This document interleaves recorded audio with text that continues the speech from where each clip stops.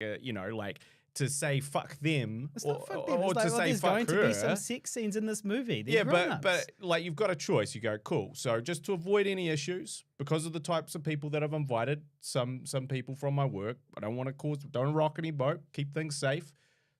Just do the censored version, or potentially not just because we can. But it's not just because we can. It's showing the best version of the film. It is showing the best version of the film, but like the version of the film that we didn't get to show on Amazon Prime. But we can also be like to those people, it's like, hey, if you would like to see the uncensored version, we can send you a free copy afterwards. For those that would be potentially disappointed that they didn't see anything more. Well, it just seems a bit silly here. We're saying, oh, they might be offended by the fact that there is some brief sex scenes in this. So we're going to show so we're going to show everybody the less good version of the film in case somebody doesn't like it. Cautious Too cautious. No, it's like being cautious and respectful of, like I said, people that have respect the movie. They need to come along and respect the movie.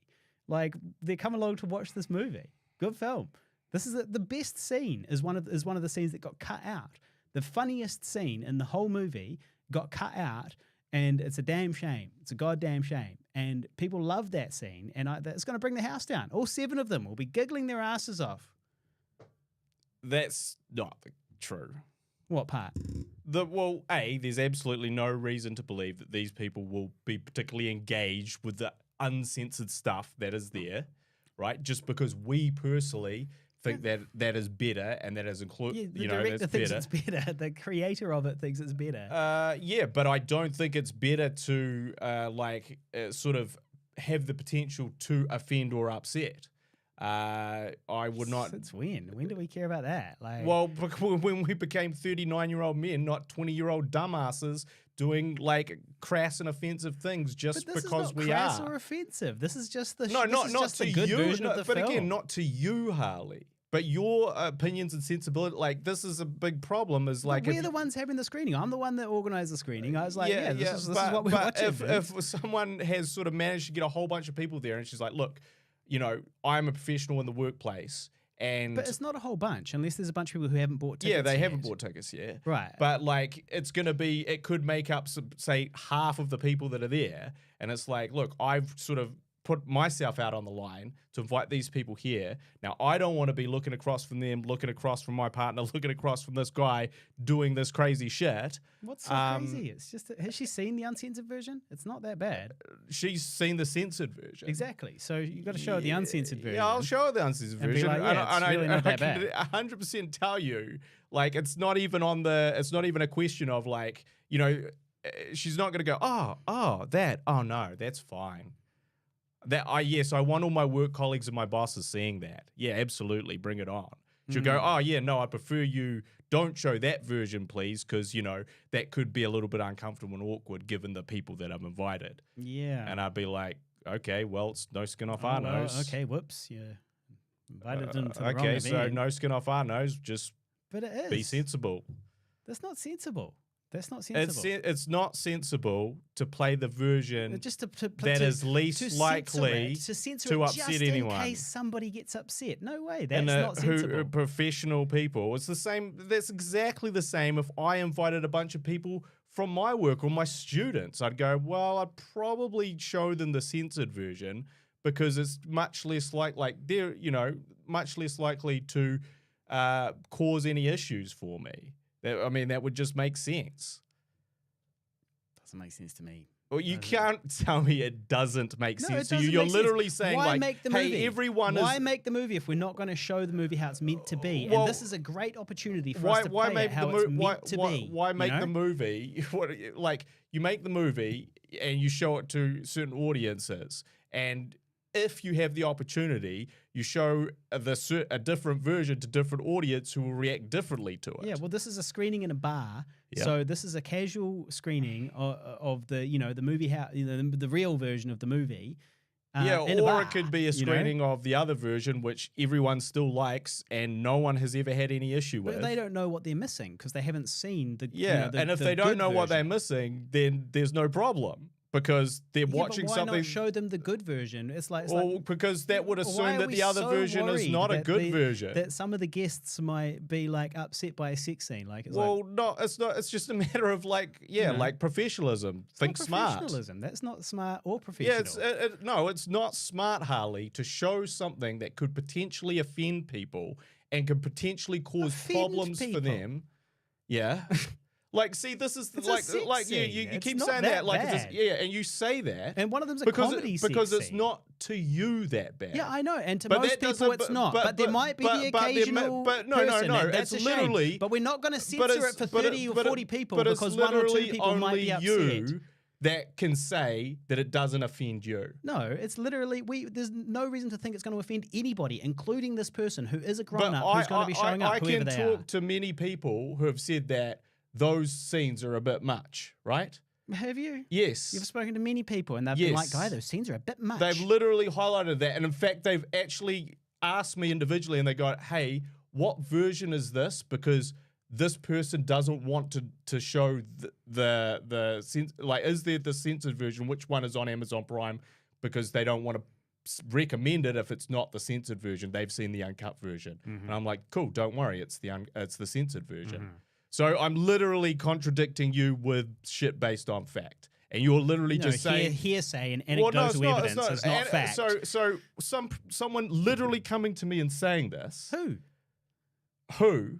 Who came to you and was like, "Oh, this movie is too much. I need to only show the censored version." And then it was like they couldn't actually show it to anybody apart from the censored version. Yeah. And because they were like, some sort of Christian or something like that, No. and they couldn't show off the. It's They couldn't see literally the just sex. the too extreme for some people. It all depends but on where you that's fucking grew cinema- up and cinema what your is opinion challenging. is. Cinema challenges people. Yeah, That's but you why we don't create need it. to challenge And people if it you was have an written- alternative. But when it was written, it was meant to be but like you're about literally sex and growing up. And yeah, then yeah, that's we cool. made this great version. Yeah. And now it's like, cool, well, unfortunately we can't put it on Amazon And Prime. then we made another version which does all those things, just with some scenes slightly less so. Yeah, and And also then the it's best like, scene cool. cut out. The best scene in the movie cut out. And though. it's like, okay, well, that meets literal best all scene of in the the movie. same criteria, but doesn't have the opportunity to upset anyone in maybe this upset particular somebody. environment.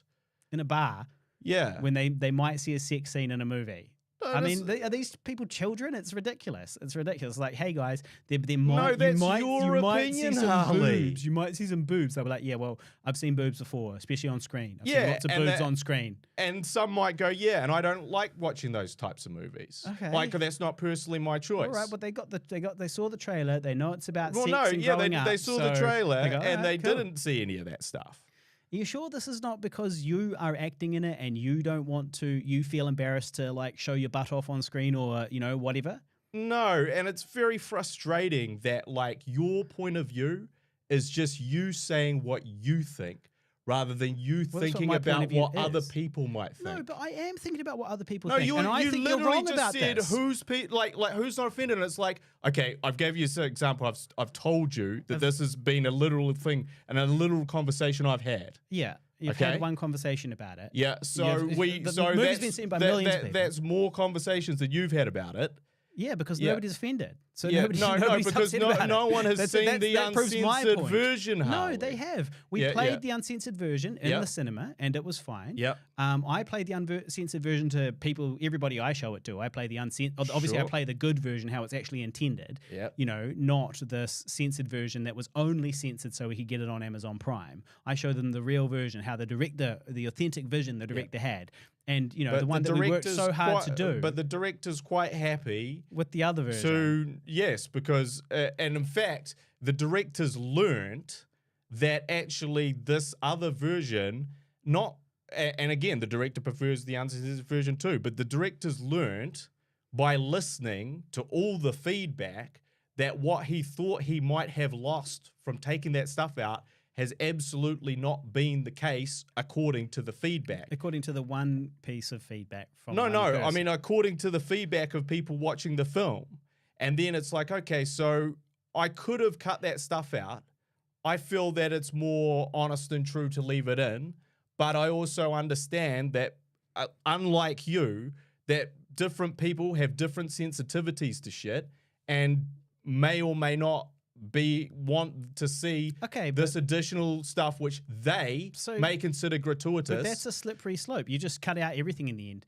You just go, oh no, well this might trigger somebody. This might trigger somebody. Let's cut that out. Let's cut this out. You know, like we never know who's going to be offended by what. These people are professionals. Sure. They've never seen tits before. They're professionals. Sure, but it's also good to be conscious of that potential and be respectful. You know, like some banker is like, oh, I'm a little bit offended, and they leave. What's going to happen? What I mean? Like, someone goes out on a limb to help you, and you give them the have the opportunity. Not helping if it's restricting the amount. No, it's definitely helping. If they're bringing an extra 6 people to a theater with 7 other people there, or 5 other people there, because 3 of them are part of them, then that's a big fucking help.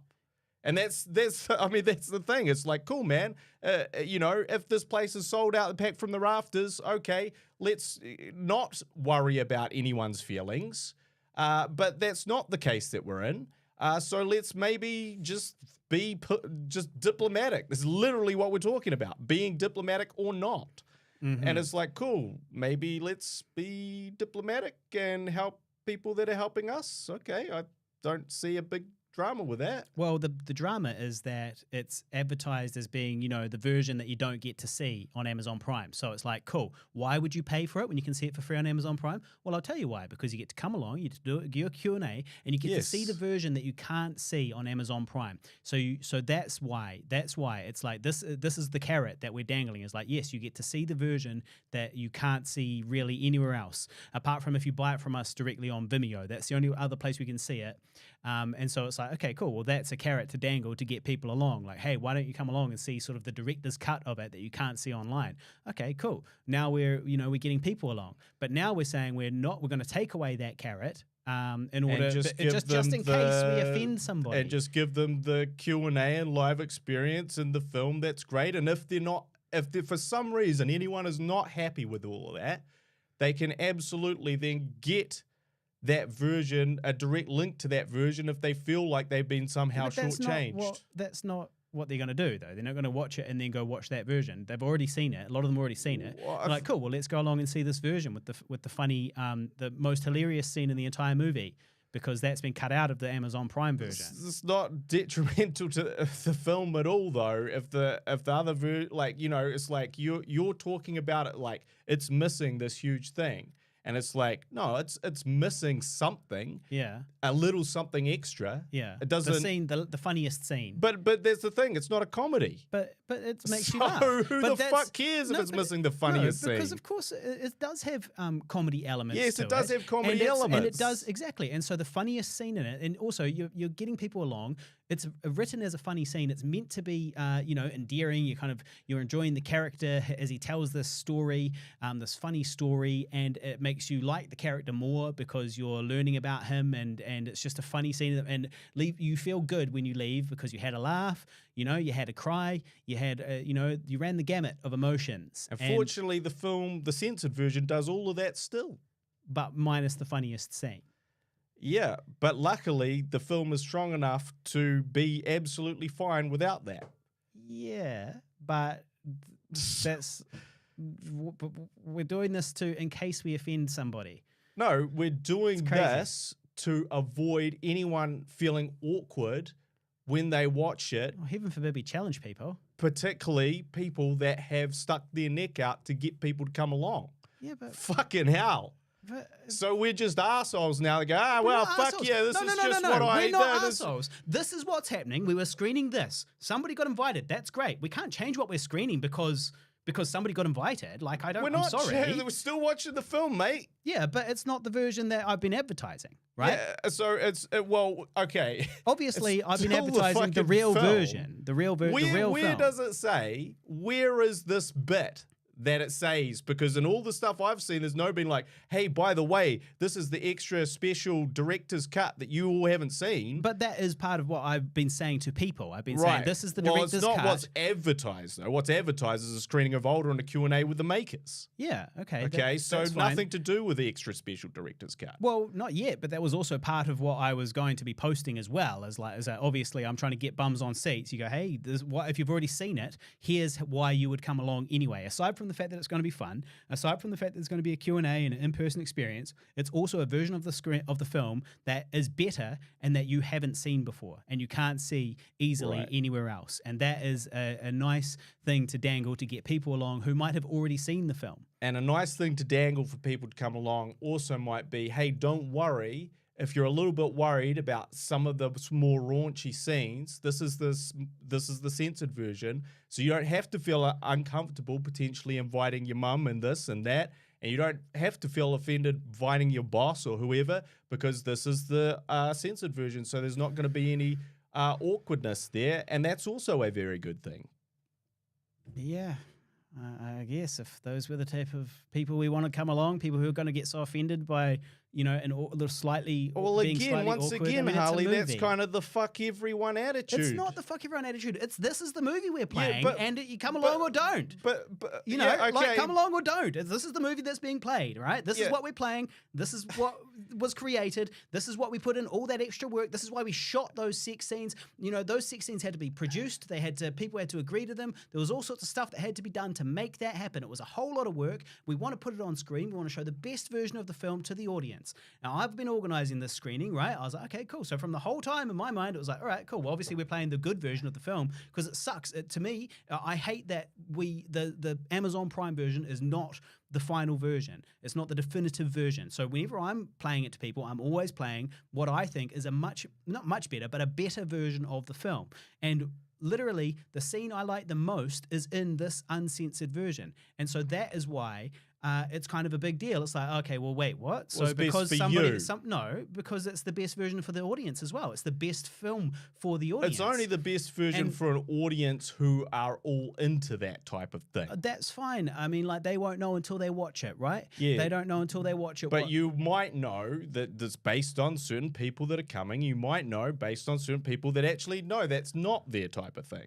And in which case you go, cool, well, let me be diplomatic about this. Diplomatic. This is not diplomatic. This is just being No, it's like not diplomatic, censoring it, you know, like censoring it in censoring- case they're offended. No, it's like we don't even know if they're going to be offended. Again, They're that comes grown-ups. from the fuck everyone. It's not fuck school. everyone. But Harley, all you're talking about is what you want. Yes, not- me, the person yeah, organising the yeah. screening, and me, the person who had to organise these sex scenes and do But stuff you like didn't that. have to fucking organise those I sex did have to scenes. organise those sex scenes, guy. That doesn't happen magically by itself. We had to do heaps of work, including me. I had to do heaps of work to make all of that happen, right? This is part of producing it. And then so it's like, yeah, I want to show the version of the film that I'm most proud of. Which is why I came up with this idea of doing a screening. I've been the one that's organised it, and it was like, obviously I'm going to play that version of the film. That's obviously the plan here. And it's like, okay, but now we can't. We have to play the censored version because somebody might be offended. They might be offended. It's like, come on. I mean, No, it's because someone's inviting, a bunch of people who might be offended. And those people and that person would probably prefer the censored version. We don't know that. We're speculating. Well, okay, the person that invited all the other people thinks that they might be that offended. may have invited the most amount of people that we get. Maybe. Speculation. Yeah, sure. Thinks that would be more appropriate to show their colleagues. And it's like, yeah, that makes perfect fucking sense. But she hasn't seen it either. She hasn't seen the Sure. uncensored version. Sure. So we're really talking. We've speculation upon speculation here. No, not really, because I've literally speculation based off the conversation that I've had with them, and it's like with a person who hasn't seen it. But this, it's just so weird, Harley. It is weird. That you would be like, no, fuck these people. What do you mean, fuck these people? Fuck what they. It's not fuck them at all But because I what- don't think they're going to but be exactly, offended. it I think they're going to be comes back to grown your ups. fucking I think they're going to be. arrogance. How's it arrogance? You're sorry because you're literally just believing you are the guy that has this base level of what when you watch something, your base level of opinion is the equivalent of everyone's base And level you of are opinion. thinking the same thing.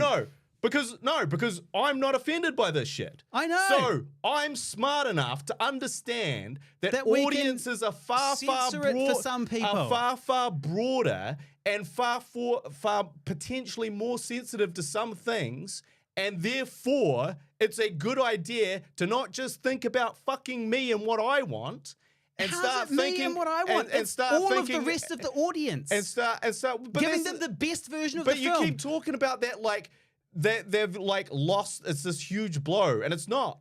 Because is. Over and over again, people have come to me and they've been like, "Yes, I really love that." Over and over Now, again. I Can't name one of them. Over and over again. It's like, what are you talking about? For all the people that have seen it, most of them have not come to you and said, "Oh, the sex is too much." Most people have seen it, and if they've seen the uncensored version, they've because said nothing about that. the people that have come to me, well, no, that's not true at all. The people that have come to me that have seen the uncensored version have specifically commented on those things. The majority of people who haven't seen that have come and said, "Hey, I really love that film." And it's like, okay, cool. Well, right. If there's some people that may be sensitive to this, or this is a sensitive situation to someone, okay, let's be a little bit delicate with it. Okay, cool. But we're still showing a good movie. We're still doing a Q&A. Everyone's still going to be happy and satisfied when they watch it. All right. So, but Harley, it's not Harley's favorite version.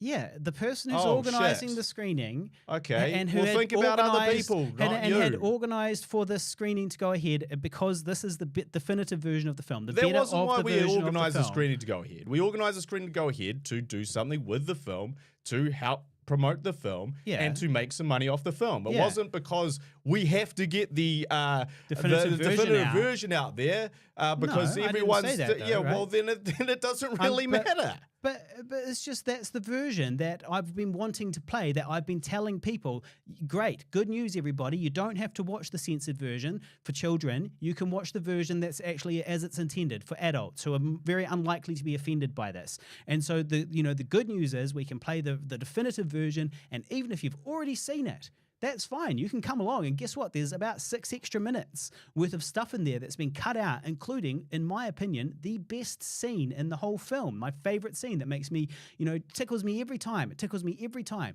And it's like, I want to show that to people, and it disappoints me that it's not in the main version, particularly given that this already happened with I Survived a Zombie Holocaust, where there's sort of two versions out there. The version that everybody saw is not the definitive version, and the definitive version is the version that, less people have seen. And so the same thing is happening with older, and it's like, cool, well, if I'm organising a screening in a bar, a casual and fun screening in a bar, I want to do the version of the film that I think is the best version of the film that I'm most proud of. And then you might go, cool, but if someone comes along and brings a bunch of people, and we need a lot of people, and that person is like, I wouldn't agree with that. Like, if somebody was like, I can bring people along, but only if you play the censored version, I'd be like, oh, that's a shame because we're playing the uncensored version. Okay, dude. Well, But what I'll thank you. do is I'll go back to that person and go And show her the and the show her the uncensored censored version. Uncensored Yeah, version. yeah. Well, I'll do that thing, and she'll go, yeah, I would definitely prefer if that wasn't what my work colleagues were seeing. And I'll go, okay, cool. Well, you better uninvite them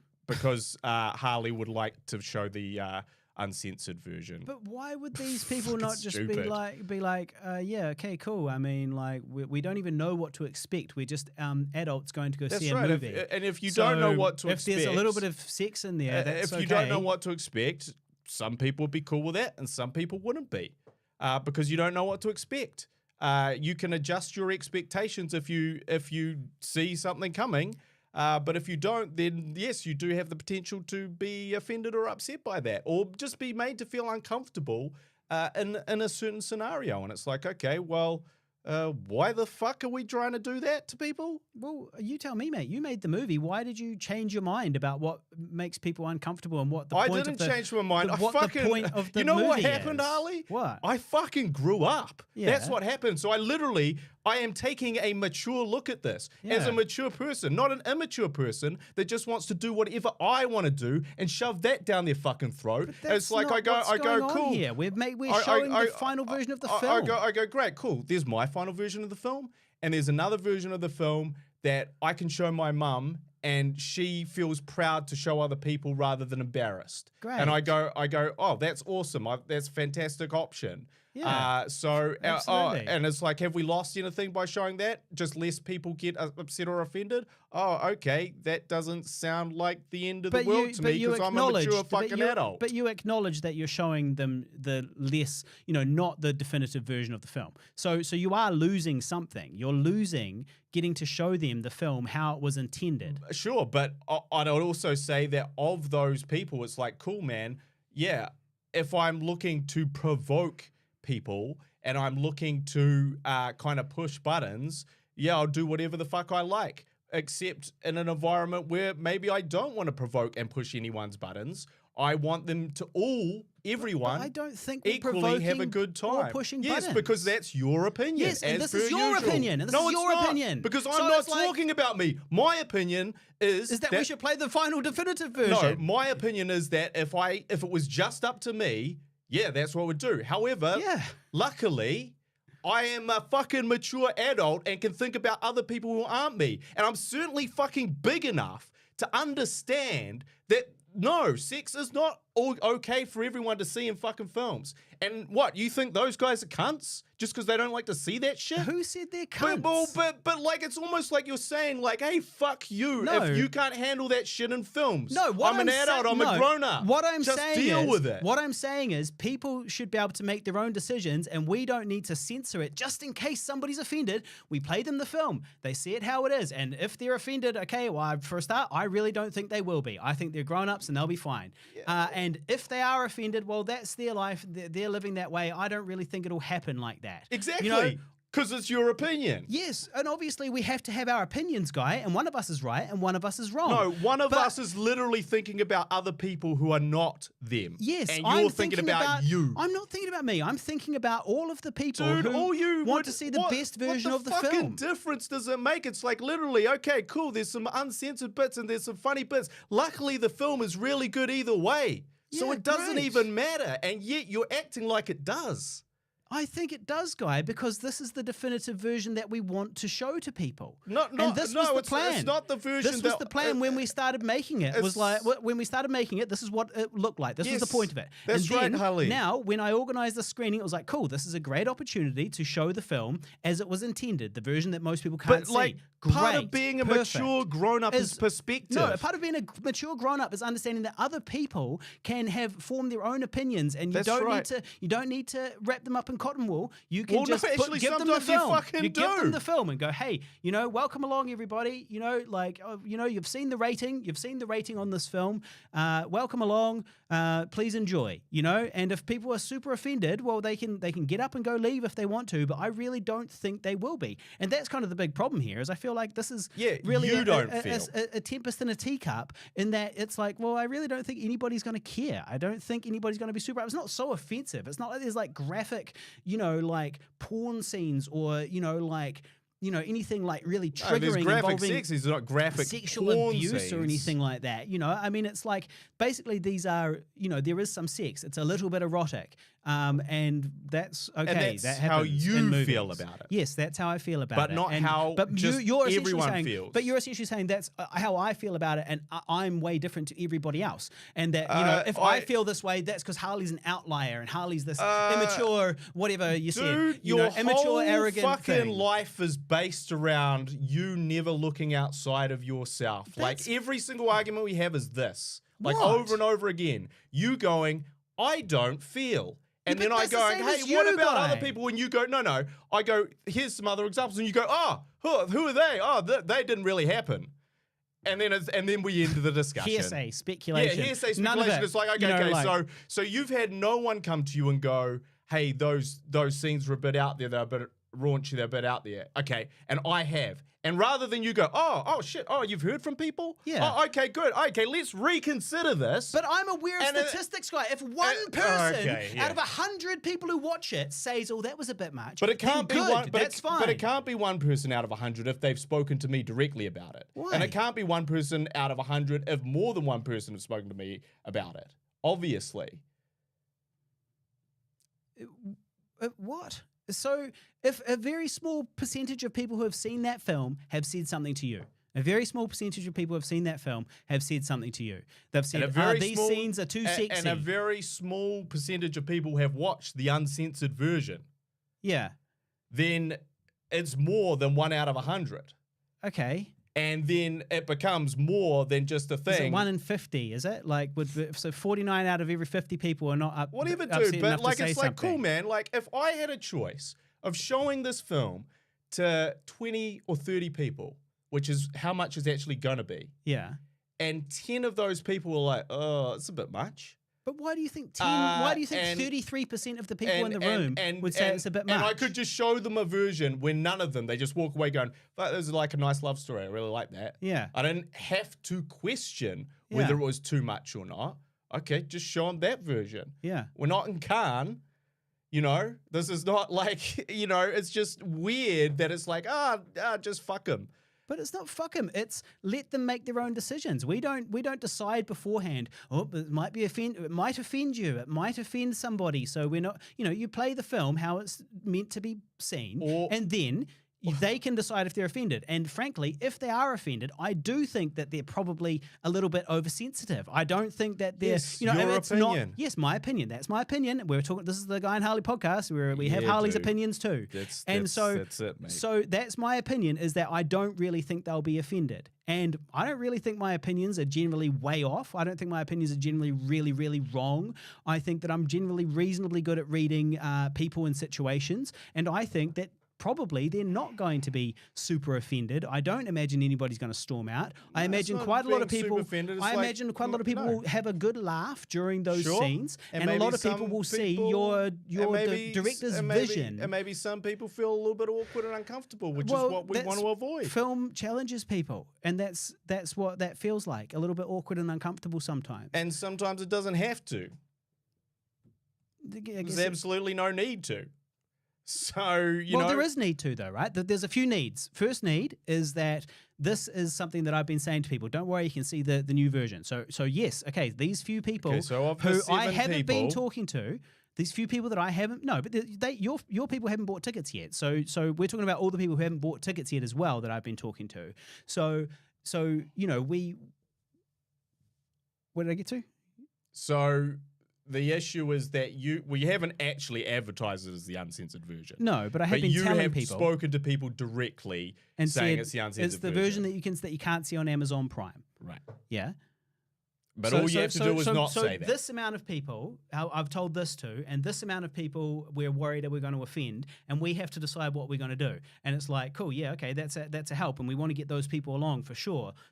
But we're also getting along other people by saying it's the version that they haven't seen already, because a bunch of our friends in particular have seen it already. So it's like, how do you get those same people along? You go, well, you tell them that it's going to be the version they haven't seen yet, and it's the director's cut. It's the director's definitive version. Of our actual friends have seen the director's cut version already, and they're coming just because they're friends,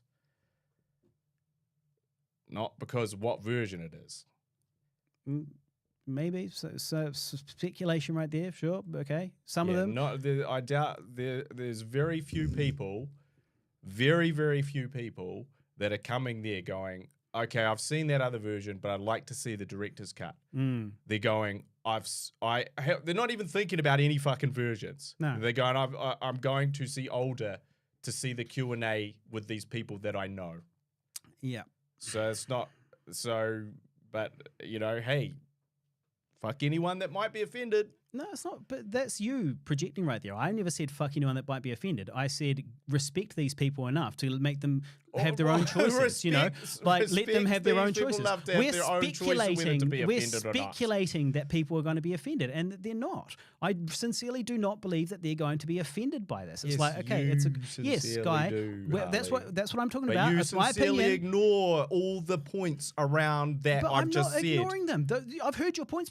I've heard your points. So people have come to me and said they've been offended by it. Okay? Hearsay. You said that's hearsay. It's not fucking hearsay, mate. They literally directly came to me and said that. Yeah. Okay. So how's it hearsay? Okay, but you still think it's the same. You still think the other version is better, that the adult version is better. But what's that got to do with people coming and telling me that they're offended by that version? Well, what I'm saying is that if you think that version is better, then it doesn't really matter that a few people are offended by it when they say it's a bit much. It's like, okay, cool. Most people don't get offended by it, including yourself and including me.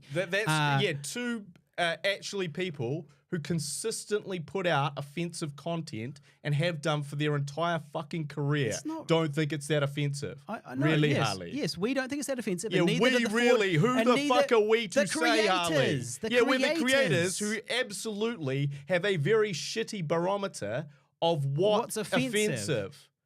Because we have constantly done stuff quite literally to offend. Right? That's literally the MO of some of our Pigville skits. 20 years ago? You're talking about stuff where we haven't done anything offensive for so long. The most offensive thing we have is this podcast where we speak openly and honestly. Yep. And if people get offended by that, that's, again, I don't think that's something we should worry about too much. Yeah, but like literally a huge majority of the things we do push the envelope in some way. That's literally our fucking MO. And you're going, hey, I think it's fine. It's like, good. Well, we're not the ones to fucking know that, are we? We're way the fuck off base with that shit. And we have been for fucking 20 years. And that's cool because there's many people out there like us who might enjoy our shit, and that's cool.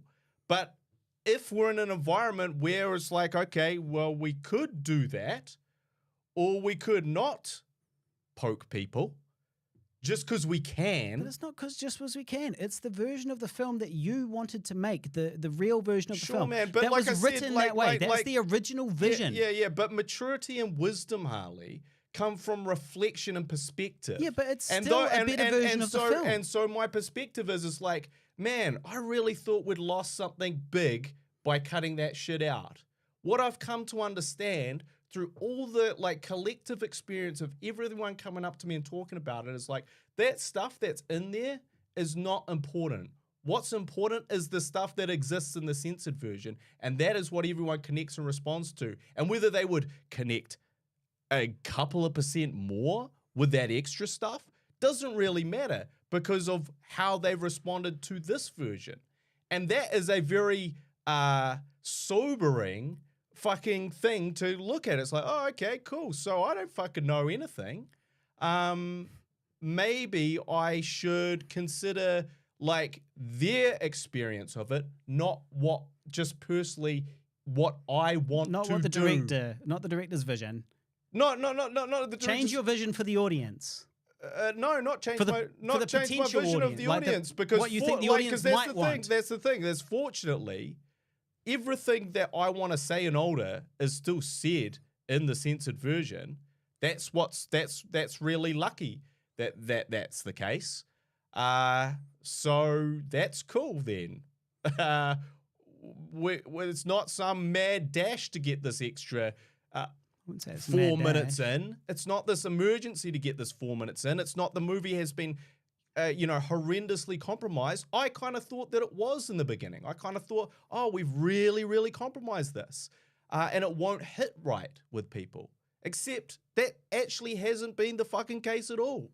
With anyone that I've talked to that have enjoyed the film, no one has been like that. No one has felt like there's something missing. No one has felt like there was like. But no, you can't say they don't know if they haven't seen the version. But that's right. But that's the thing is like I know you're saying right. they haven't seen the version. But you're saying like if they don't know. They don't know what they're missing. Yeah, exactly. So how but can it's they? Like, but I'm very confident that whatever they're missing in that 4 minutes is fuck all compared to the collective experience of the film. And that's fine. In which case, fine, who cares? Why are we arguing? We're over not arguing, this 4 guy. minutes? You're arguing. Yeah, but I'm trying to argue with this. Like, okay, cool, man. If they don't really care. And it's not a big deal because we're not really losing that much. We're literally losing some funny jokes. A funny joke and some titties and ass. That's what we're losing. Oh shit. Fuck, I better go and, it's just weird that like, okay, those aren't bad. That's good to have in, but it's okay if it's not.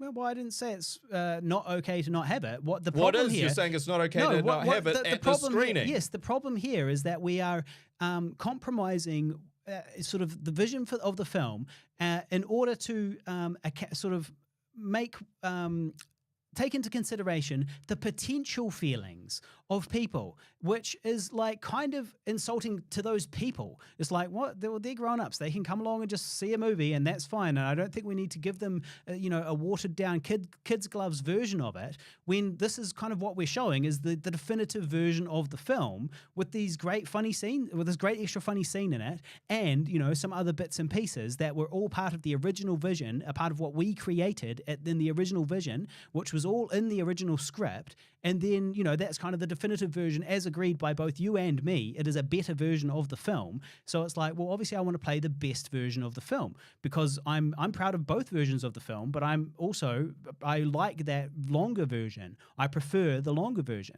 So it's like, cool, well, we're organizing a screening. I'm organizing a screening here. I've organized all of it so far. I'm working to promote it every day. And one of the things I have in my repertoire is that I can say to people, hey, and by the way, this will be the version that you can't see on Amazon Prime. It's a tool to help me promote it. And now I'm finding out that because we're speculating that some people could potentially be offended, that may attend but haven't bought tickets yet, that we need to show this other version of the film.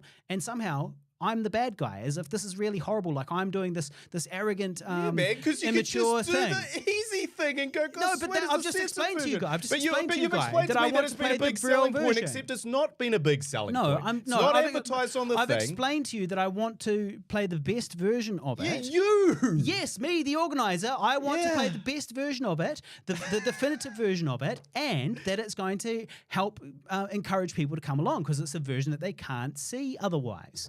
So that's kind of the extra carrot to dangle. Hey, you can't actually see this version on Amazon Prime. Great, cool. Well, I better get my ticket then. This is awesome. I'm seeing the director's cut, and the director's going to be there. This is great. This is super cool.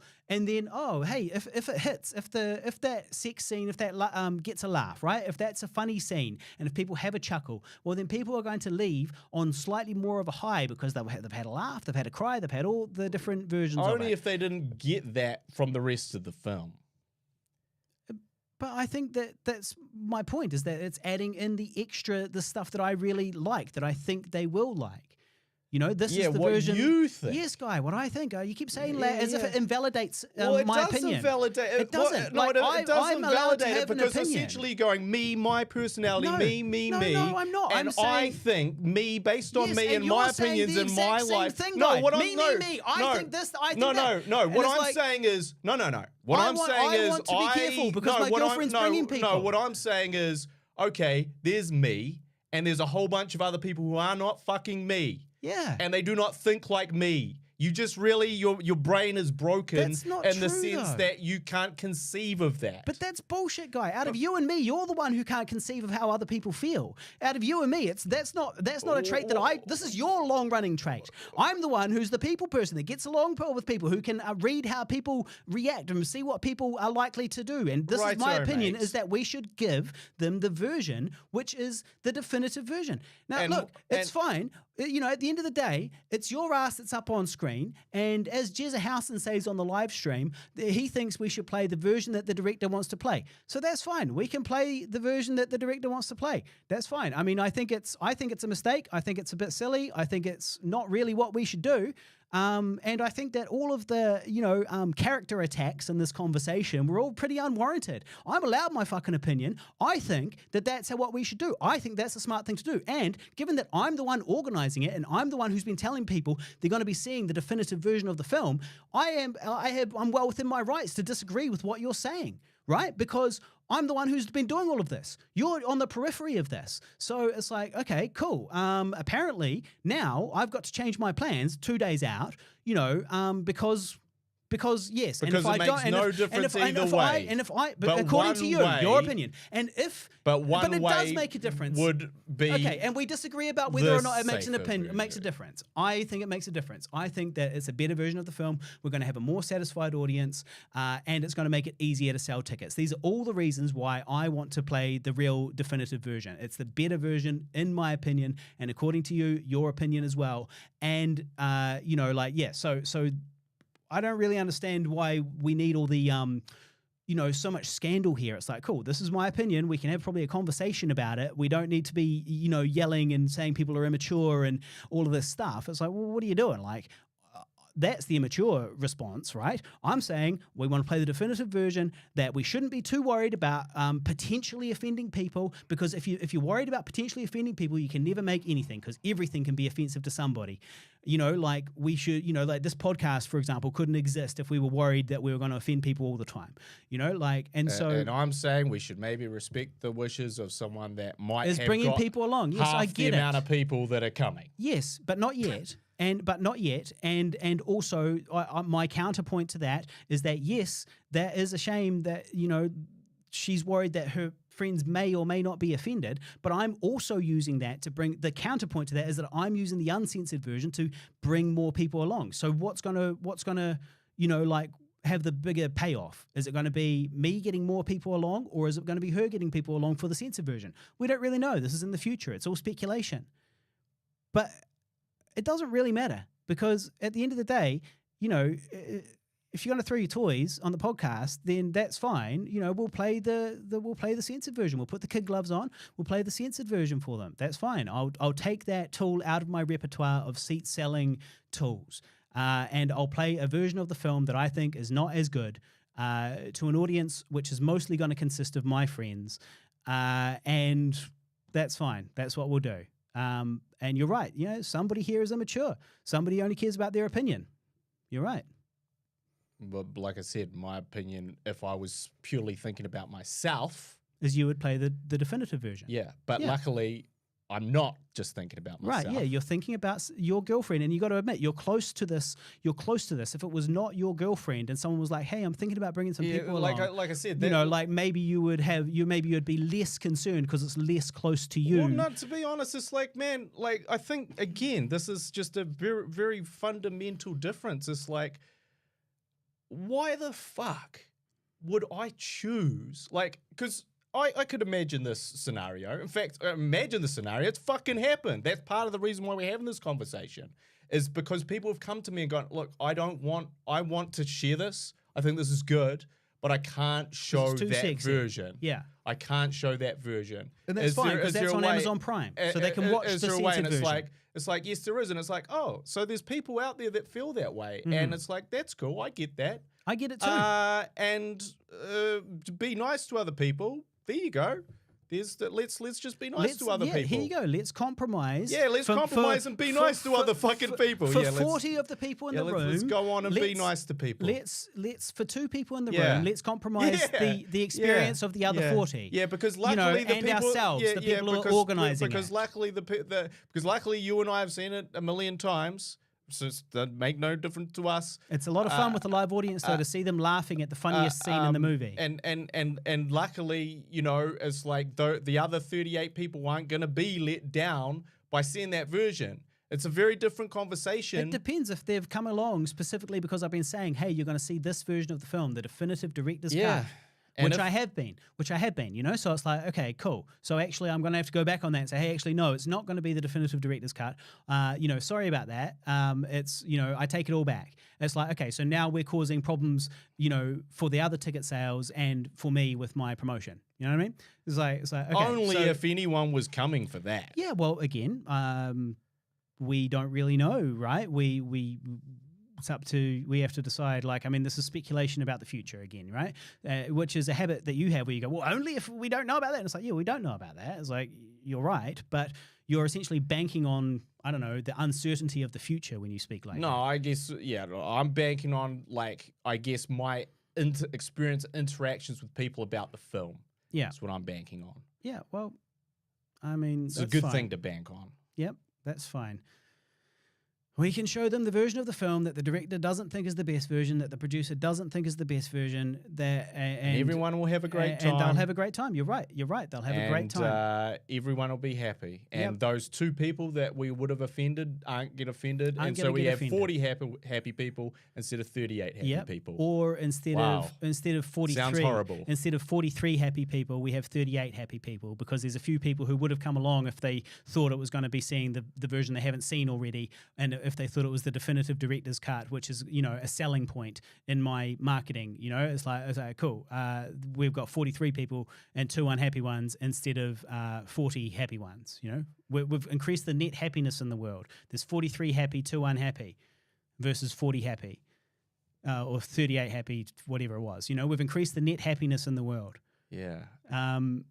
Yeah. You know, and it just seems a shame that we go to all this effort to make these scenes, to shoot these scenes, which did require extra attention and work because we're shooting nude scenes, right? And we've got to be professional and we've got to, you know, handle all of that. And it's like, cool. So that required a bunch of work. But the reason why we did that was because that was the director's vision and that was what the script called for. And when I read the script, I was like, cool, this is the version of the story that I want to tell. And the sex, I liked that the sex was in it and how confronting, you know, it says honest, older as a confronting and honest story about sex and love, you know, and like that was kind of the angle the whole time. And then it's like, cool, well, we're playing the non-confronting version just in case somebody gets offended. And then that's the bit that really, for me, is kind of the ultimate silliness of it all, is that I sincerely don't believe, and I know it's my opinion, I don't believe that they will be offended. I think that they're grown-ups, they've probably seen movies before. And that's why you're arguing about it. Yeah, that's why I'm arguing, because I don't really think they'll be offended, and I don't think it's worth compromising the whole,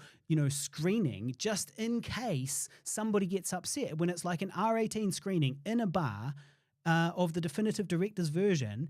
You know, like I think that's the version of the film we want to play, and we want those people to leave, you know, feeling a little challenged if they have to.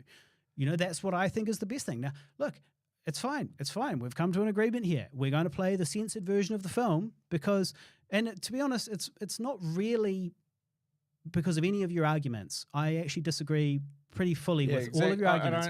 The reason why I am willing to compromise on this, seeing as I'll be running it, right? I'll be the one running it on the laptop. The reason why is because at the end of the day, it's your nude body that's on screen in that room with those people. And if you don't want to play the sexy version of the film, even if that's not your motivation, if you don't want to play the sexy version of the film, I'm not going to go up there and force you to sit in a room with all these people and, you know, watch these scenes where you're nude. That seems a little unfair, right? So because I'm thinking of you, I will need to think about me. I will, you know, it's like, well, that's the only real reason that I think it's okay, look, you disagree, that's fine. You want to play that version. You're the director. You're the nude person up on there. If you want to do that, that's fine. It's a shame. It does affect my marketing. It's annoying for me, given that I'm the one organizing this screening, and I do disagree wholeheartedly with that decision.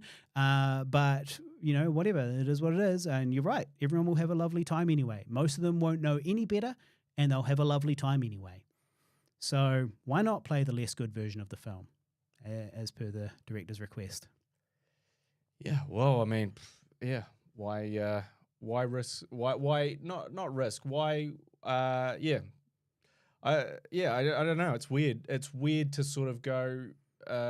Yeah, I'm cool to upset and hurt people's feelings. Who's going to be hurt? Why do you honestly? Are you honestly thinking that people are going to be? Oh, I'm hurt. I'm hurt. I'm hurt by this. I don't think anybody's going to be hurt. I think that maybe somebody will be like, oh, this is awkward. You know, there's some sex scenes here. This is a little bit awkward, and I didn't, you know, expect to be sitting next to my colleagues and watching a sex scene. And maybe I didn't want that. Okay, maybe I didn't know that was going to happen. But hey, look, it's a funny scene. And what do you know? And what do you know? It's finished now. We're moving on. And I'd prefer if I wasn't put in that situation. The scene's moved on. You know, it's finished already. I'm watching a movie. You know, when you go to watch a movie, you never know what you're going to see in that movie. You know, sometimes it's going to have sex or things that challenge you or offend you, and that's what makes film beautiful. That's what makes film powerful, and that's why we make films. So, well, I think, yeah, like you really do have to take into consideration the audience's response. Yeah, and my experience is that people have laughed their asses off when watching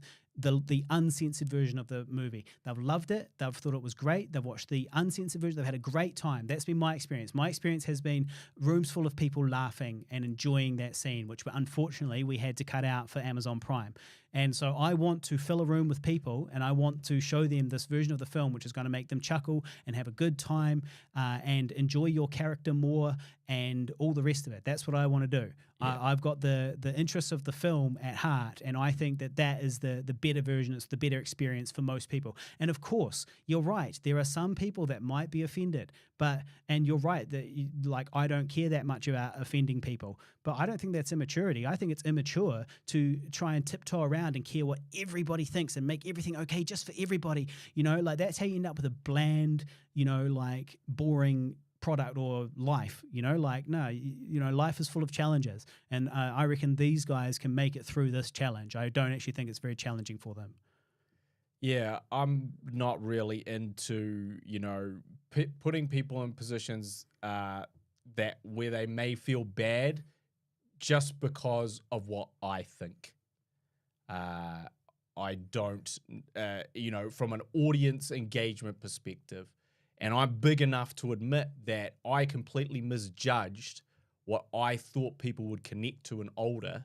And I thought that shit would be the selling point of Older, which we had to cut out. I literally thought that. I was like, cool. Now I've had time to reflect over 2 years of reactions and people getting back to me about it. It's like, thankfully, it actually was not at all about any of that stuff that I thought was important at the time.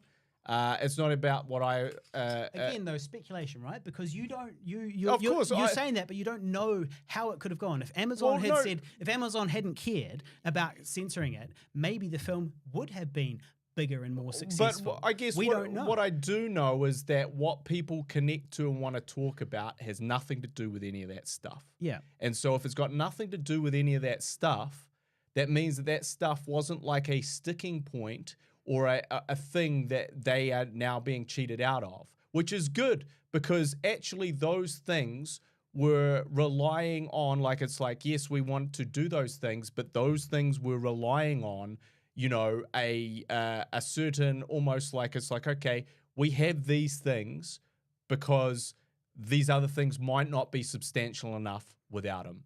And thankfully, they are substantial enough. And that is actually a really positive thing.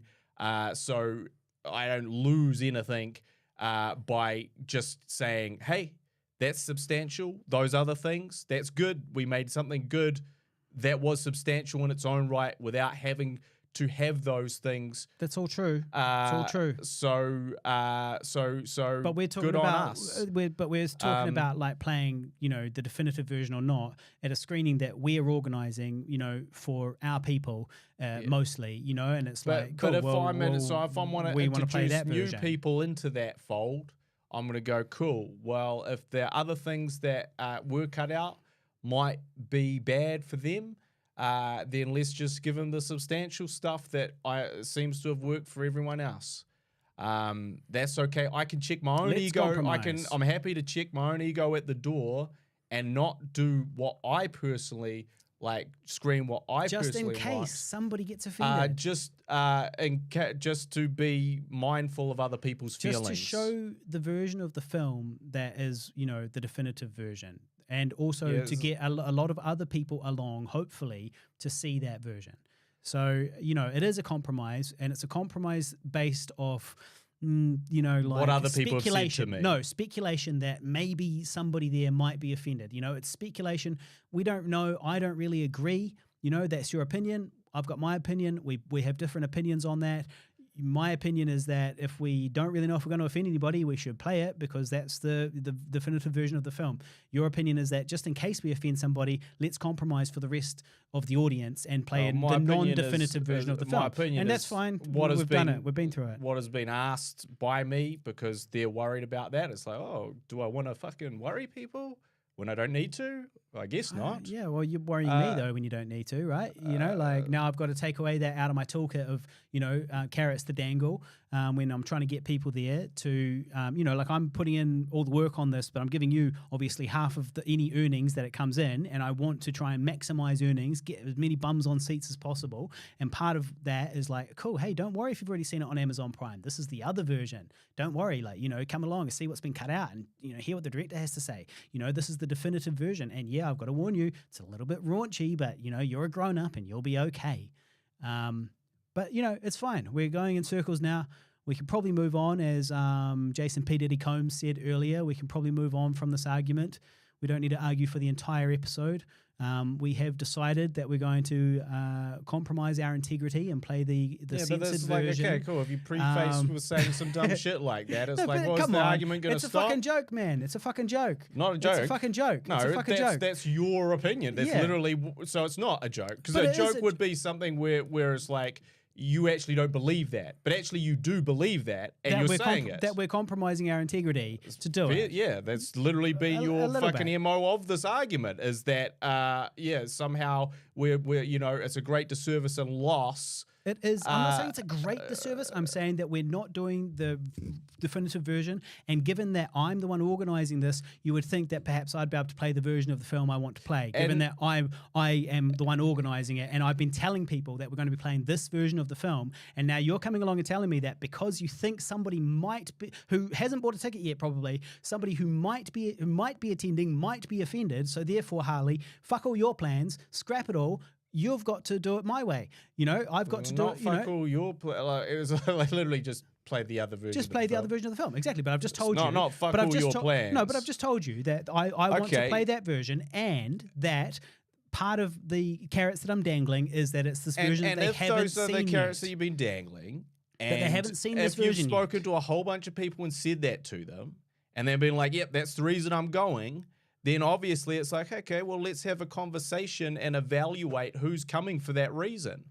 Because then it's like, yeah, look, if there's like... Okay, so I have to go away and do that work now? I've got to go and figure out which ones are coming on why, you keep talking right? about this stuff like it's like an overwhelming amount of work. There's 7 people coming to the thing. Yeah. So we can quickly disseminate how many people are coming because of that reason and go, shit, well, it's over 50% of the people are coming who just want to see the uncensored cut.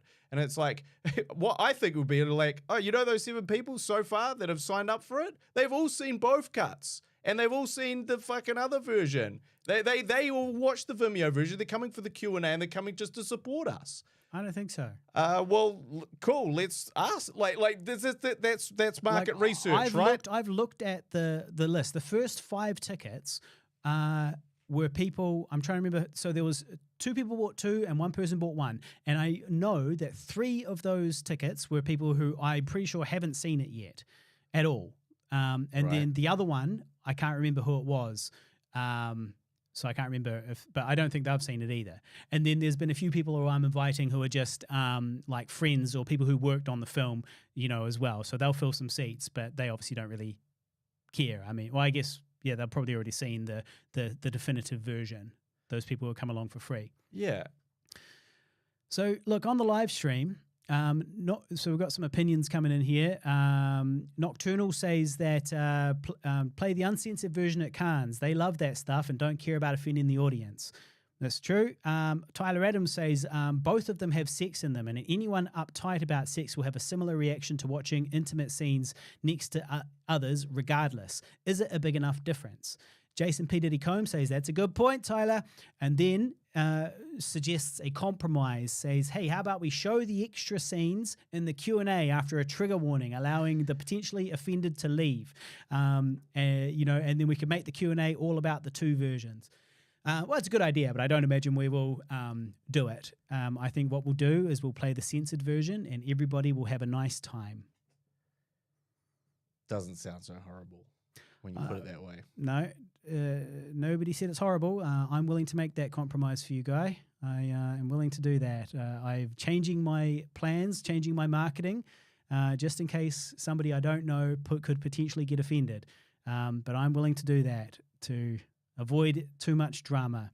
Well, I mean, that's cool. The other thing we could do is, like I said, analyze who... Well, we've got 2 days, so we're probably not going to add that to the list of things to do. Well, at the moment, what we're trying to do is we're trying to get people to come and watch the film, and I'll stop saying to them that it's going to be the version that they haven't seen yet. I'll stop saying to them that it's the definitive director's cut. I'll say it's just the film. I just won't mention anything like that. So rather than having that extra carrot to dangle, I'll take that out of my repertoire.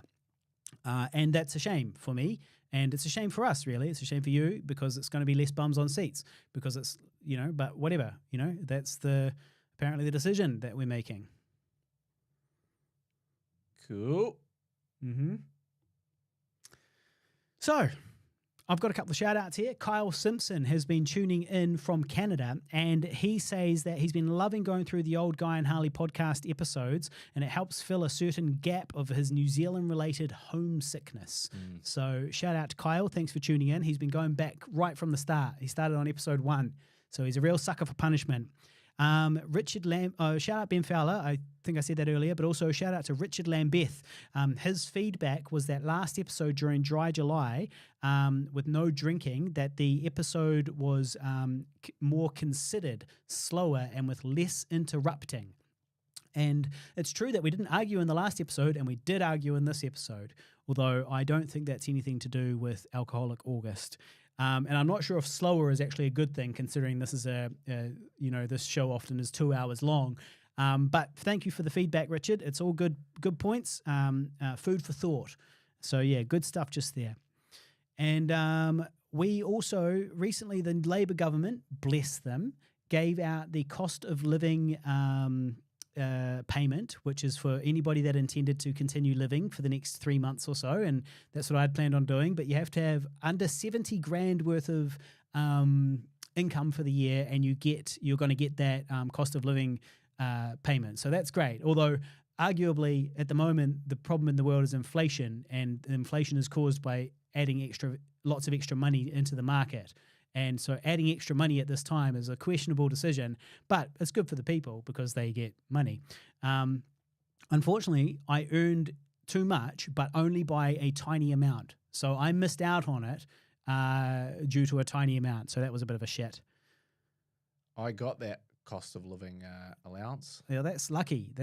I was like checking my bank. I was like, sweet, because I was pretty sure I hadn't earned enough to to be disqualified, and turns out I have. Well, I didn't get it, so that's that. Yeah, well, it's because you're earning too much money, and I wasn't.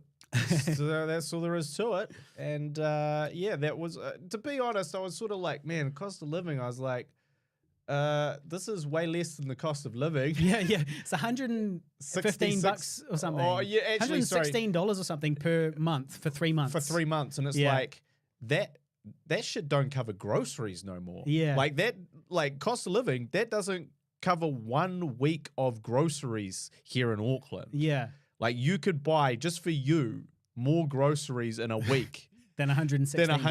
Let alone a month. So I don't know how they calculated. Cost of living. That's because you're eating your fancy rich man stuff, though. Like if you were out in South Auckland or wherever, and you were buying 2-minute noodles and tins of spaghetti and that type of stuff, $116 is quite a lot of pack and save noodles. Well, that's the thing. It is a lot of really unhealthy food. Yeah, which is another problem of like essentially the cost of living, which is that like bad food is really cheap still. And so poor people have to buy bad food, and then bad food leads to bad health and health problems, which they're also less equipped to deal with because, they have less access to good healthcare. And so we're just like, I mean, obviously $116 or $115 is better than nothing, but it's also like, damn. So you just made them all eat noodles again, did you? Well, noodles and sausages. At least they can upgrade from the white bread, the home brand noodles to the ramen noodles or something like that. They can upgrade noodles at least. But I mean, it's probably for the best that I didn't get it, because if I'd received that $115, I probably would have just bought Tesla stock with it. I would have taken that New Zealand money, which is meant to stimulate the New Zealand economy, and put it into the American economy, which is probably not for the best. So also you told me something about stocks and shares a while ago that I didn't really process until very recently. Yeah. Which makes them seem way worse than what you originally pitched. What? Okay, so what did I originally pitch and what did I teach you? As in you're like, hey, everyone should invest in the stock market. The stock market is great. I'm up thousands of dollars. Yeah. Life is great. Turn your whole life around. Just put some money in there. Yeah. And I was like, yeah, that sounds cool. And then I read the Psychology of Money, and I was like, it's okay. Yeah. It's not as cool as Harley makes it out to be. Yeah. But I was like, it's still 100% valid. But then you said to me, and correct me if I'm wrong, you said that you have to pay tax on the stocks if you cash them out. Yeah, if it's any income. So if you sell at a loss, you don't pay tax, obviously. Yeah. So if you buy $100 and you sell it for $90, you don't pay tax. But if you buy $100 worth and you sell it for 110, you're going to pay tax on that $10 profit, just like Right. any other profit. You know, like if you make money in any way, you always Right. pay tax on it. So you'd pay tax on your $10. Okay, well, it's not quite as bad. Did you think you pay tax on Regardless. your whole money? So Like, if you any have a- time you cash yeah. out, you just pay tax on yeah, it. no, you pay tax on the profit part of it. Right. Yeah. Yeah, that's So- not as bad. It's still and- not great though. Well, I mean, it's normal though, isn't it? Like, you know, you pay tax on income. That's the way it is. But so Yeah, but you've already paid tax on that. before you put it in. You Yeah. mean. No, but you haven't paid tax on the profit. If you pay $100, if No. you put in $100, you've paid tax on that 100. When you got Yeah. paid that 100, you got paid tax on it. Then you put it in investing and you get $110, and you sell it, you get $110 out. You pay tax on that $10. That's fine. You're still up $8 or $7. But you don't pay tax on like your your initial investment. or your BNZ savings or something. No, you do. Yeah, you do. You pay tax on if you have a high interest savings account. You earn interest. You pay tax on that interest, and then you get what's left. So you pay like 33% or 28% tax on your any income from high interest savings accounts and also from term deposits. You pay tax on it before you get it paid out. It's like I death and guess- taxes, my friend. Well, I guess we know how many high interest savings accounts I've opened Well, in my lifetime. Well, you don't have any. You don't have Well, one. clearly Yeah, not yeah. because No, you do. You do pay tax on that. Yeah, I was not aware that you pay Yeah. tax on that. I was No, like, any earnings. yeah, The that's- government wants its cut, no matter what. No matter what. Any dollar that it's you not earn. earnings though. It's Well, it's your money. It's capital gains. yeah, I'm pretty sure. yeah. Claire King, shout out to my auntie Claire. Thanks for Yeah. tuning in and thanks for hitting like. Bloody legend. Yes, bloody legend. That's my auntie. Awesome. Yeah. So, but look, I mean, even right now, right, with the macro environment as it is, I sold some stock the other day, and I made like nearly $4,000 in profit. So I took that profit, and I was a bit worried that the stock market is going to go down in value over the next little while because I don't know what's going to happen with inflation and all of this stuff, right? So I sold some of my stock. I made about $4,000 profit. I paid tax on that. And then the rest of it, I took that money and I put it into a high interest term deposit, which is going to earn me way less than if I just left it in the stock market probably. But at least it's safe. It's much safer. And I get a confirmed amount back. But I actually regret selling because I sold at a pretty shitty time when the stock market was quite low. But my other stock, I'm still up like between $5,000 and $6,000 in my Sharesies account. So, you know, at this time with the macro environment being what it is and everything, all the uncertainty in the world, and to still be up, you know, more than $5,000, it just seems to me that that's pretty good actually, especially considering how little you make in a high interest savings account or even a term deposit. So, if anybody wants to get involved with that investing, there's some links down below. There's Stake and Sharesies. And if you click on either one of those and sign up, you get free money, and so do I, just for signing up. So Yeah, I checked my buy some Tesla. It's gone down in value lately. I checked my stocks recently. It'd be bad because you bought like wasn't when it good. was really high. When Wasn't good. Tesla was really high. So what? How much are you down overall? now? I actually think I'm up, but it's maybe. So you're up. That's pretty I good. think so. Yeah. I can't remember, but it was like I was like, so this was a year ago that I put this money in. Yeah, which is a bad time if you consider And the market was at at all that times time, high. Yeah. And I was like, and this is what I got, or Yeah. or it's basically the same. Yeah. I Yeah. was like, what the fuck? It's a year. Yeah. Yeah. But obviously, it was a very low amount as well. Well, also, like I was reading recently, Rich Dad, Poor Dad, the famous The old book classic. that I had heard all about but never read it. And it's been pretty good. I've almost finished it. It's pretty good. And it was saying that there's a huge difference between somebody who starts investing in their 20s versus somebody who starts investing in their 30s in terms of the total return by the end of your investing kind of period. Like if you stop investing when you retire type thing, that there's actually a big difference because of the compounding interest and the compounding earnings that you get. But, you know, it's never too late. But yeah, so I don't know, if you had been consistently just putting in a little bit of money here and there over the last year, you might actually have it up higher right now because the stock market went through a big dip and now it's kind of coming up at the moment. It might Right. go down again. Who knows? I mean, the thing I didn't realize about the stock market is that it's all emotions. It's like the chaos warp from Warhammer 40K. It's all based on human emotions.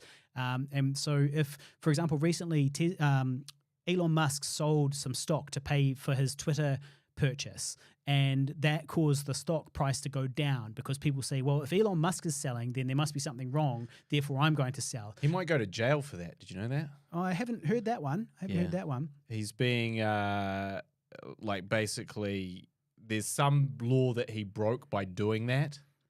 I don't think he'd be going to jail. He might get a big fine or something like that. I haven't heard anything about jail because the reason why he backed out, so he said he was going to buy it. You can't do that apparently. And then he backed out of it because they refused to show how many bots they have on Twitter. So that was the deal, was like, you got to show me the books. You got to show me everything. And then it was like, Twitter suddenly realized that they'd have to show him before he buys all the bots that are all just bot accounts, and so they were like, we're not showing you how many bots we have, and he was like, well, I'm not fucking buying it then. Yeah, I think there's a bit more to it than that. Well, that's the gist of it. That's the layman's version. Daddy Elon. Daddy Musk. Daddy Musk. He'd never do anything dubious or I'm yet to see him do anything dubious. Like when you read just headlines written by sort of woke left liberals. Yeah, woke left haters. You might think he's this supervillain, but you might think he's Jordan Peterson. when you actually it's interesting because I keep up with what's going on with Tesla. So sometimes I see what's going on like before kind of it becomes a mainstream thing. I'm like, oh yeah, I know how the mainstream media is going to react to this, and they go like, evil stuff, and it's like cool. But actually, for example, now he's selling his stock to cover his Twitter purchase. If it has to go through, if it gets forced through, he needs some stock on hand, and so that's why he is doing it. But the media is like, well, he said he was never going to sell stock again. It's like he didn't say he was never going to sell stock again. What's the point in owning your stock if you're never going to sell it? That's how you get your money out of it. He said he had no more planned stock sales after the last time he sold some stock. He said, I don't plan on doing any more. And then everything changed with Twitter, so he had to sell some more. But it wasn't planned. But that's not what the headlines say. The headlines say, boogity boogity, he's a liar and he's tricked us all. Yeah. Yeah, I think it's something to do with him backing out the time that he backed out. Right. The issue. Yeah. Not so much that he backed out. Yeah. There's too many things, so I can't read them. Can't read them all. all. Too far away. Well, the Sandman, so Nocturnal, shout out Nocturnal, says that the Sandman, he finished watching the Sandman on Netflix, which everybody has been raving about. He says he's been waiting on it since he first read the comics back in the 90s, and he loved it, but he's biased. And Neil Gaiman, he wrote the comics, right? He wrote the comics, but he also directed the film because he couldn't series, and he couldn't find the right director, and it didn't. In the end, he ended up having to do it himself, and he was working with Tolkien, J.R. Tolkien. Not Tolkien. Son? Sorry, no, not Tolkien. Terry Pratchett. Terry Pratchett. Sorry, he's working with Terry Pratchett. And Terry Pratchett said he should do it. And this was all, he discussed this. Neil Gaiman discussed this at the recent Big Screen Symposium, which I attended. But he also, and he sort of explained it all, which was quite interesting. He was, saying he was working with Terry Pratchett, and then Terry said he should do it, and that he should just going to have to direct it himself. And then they were working on it together, and then Terry died.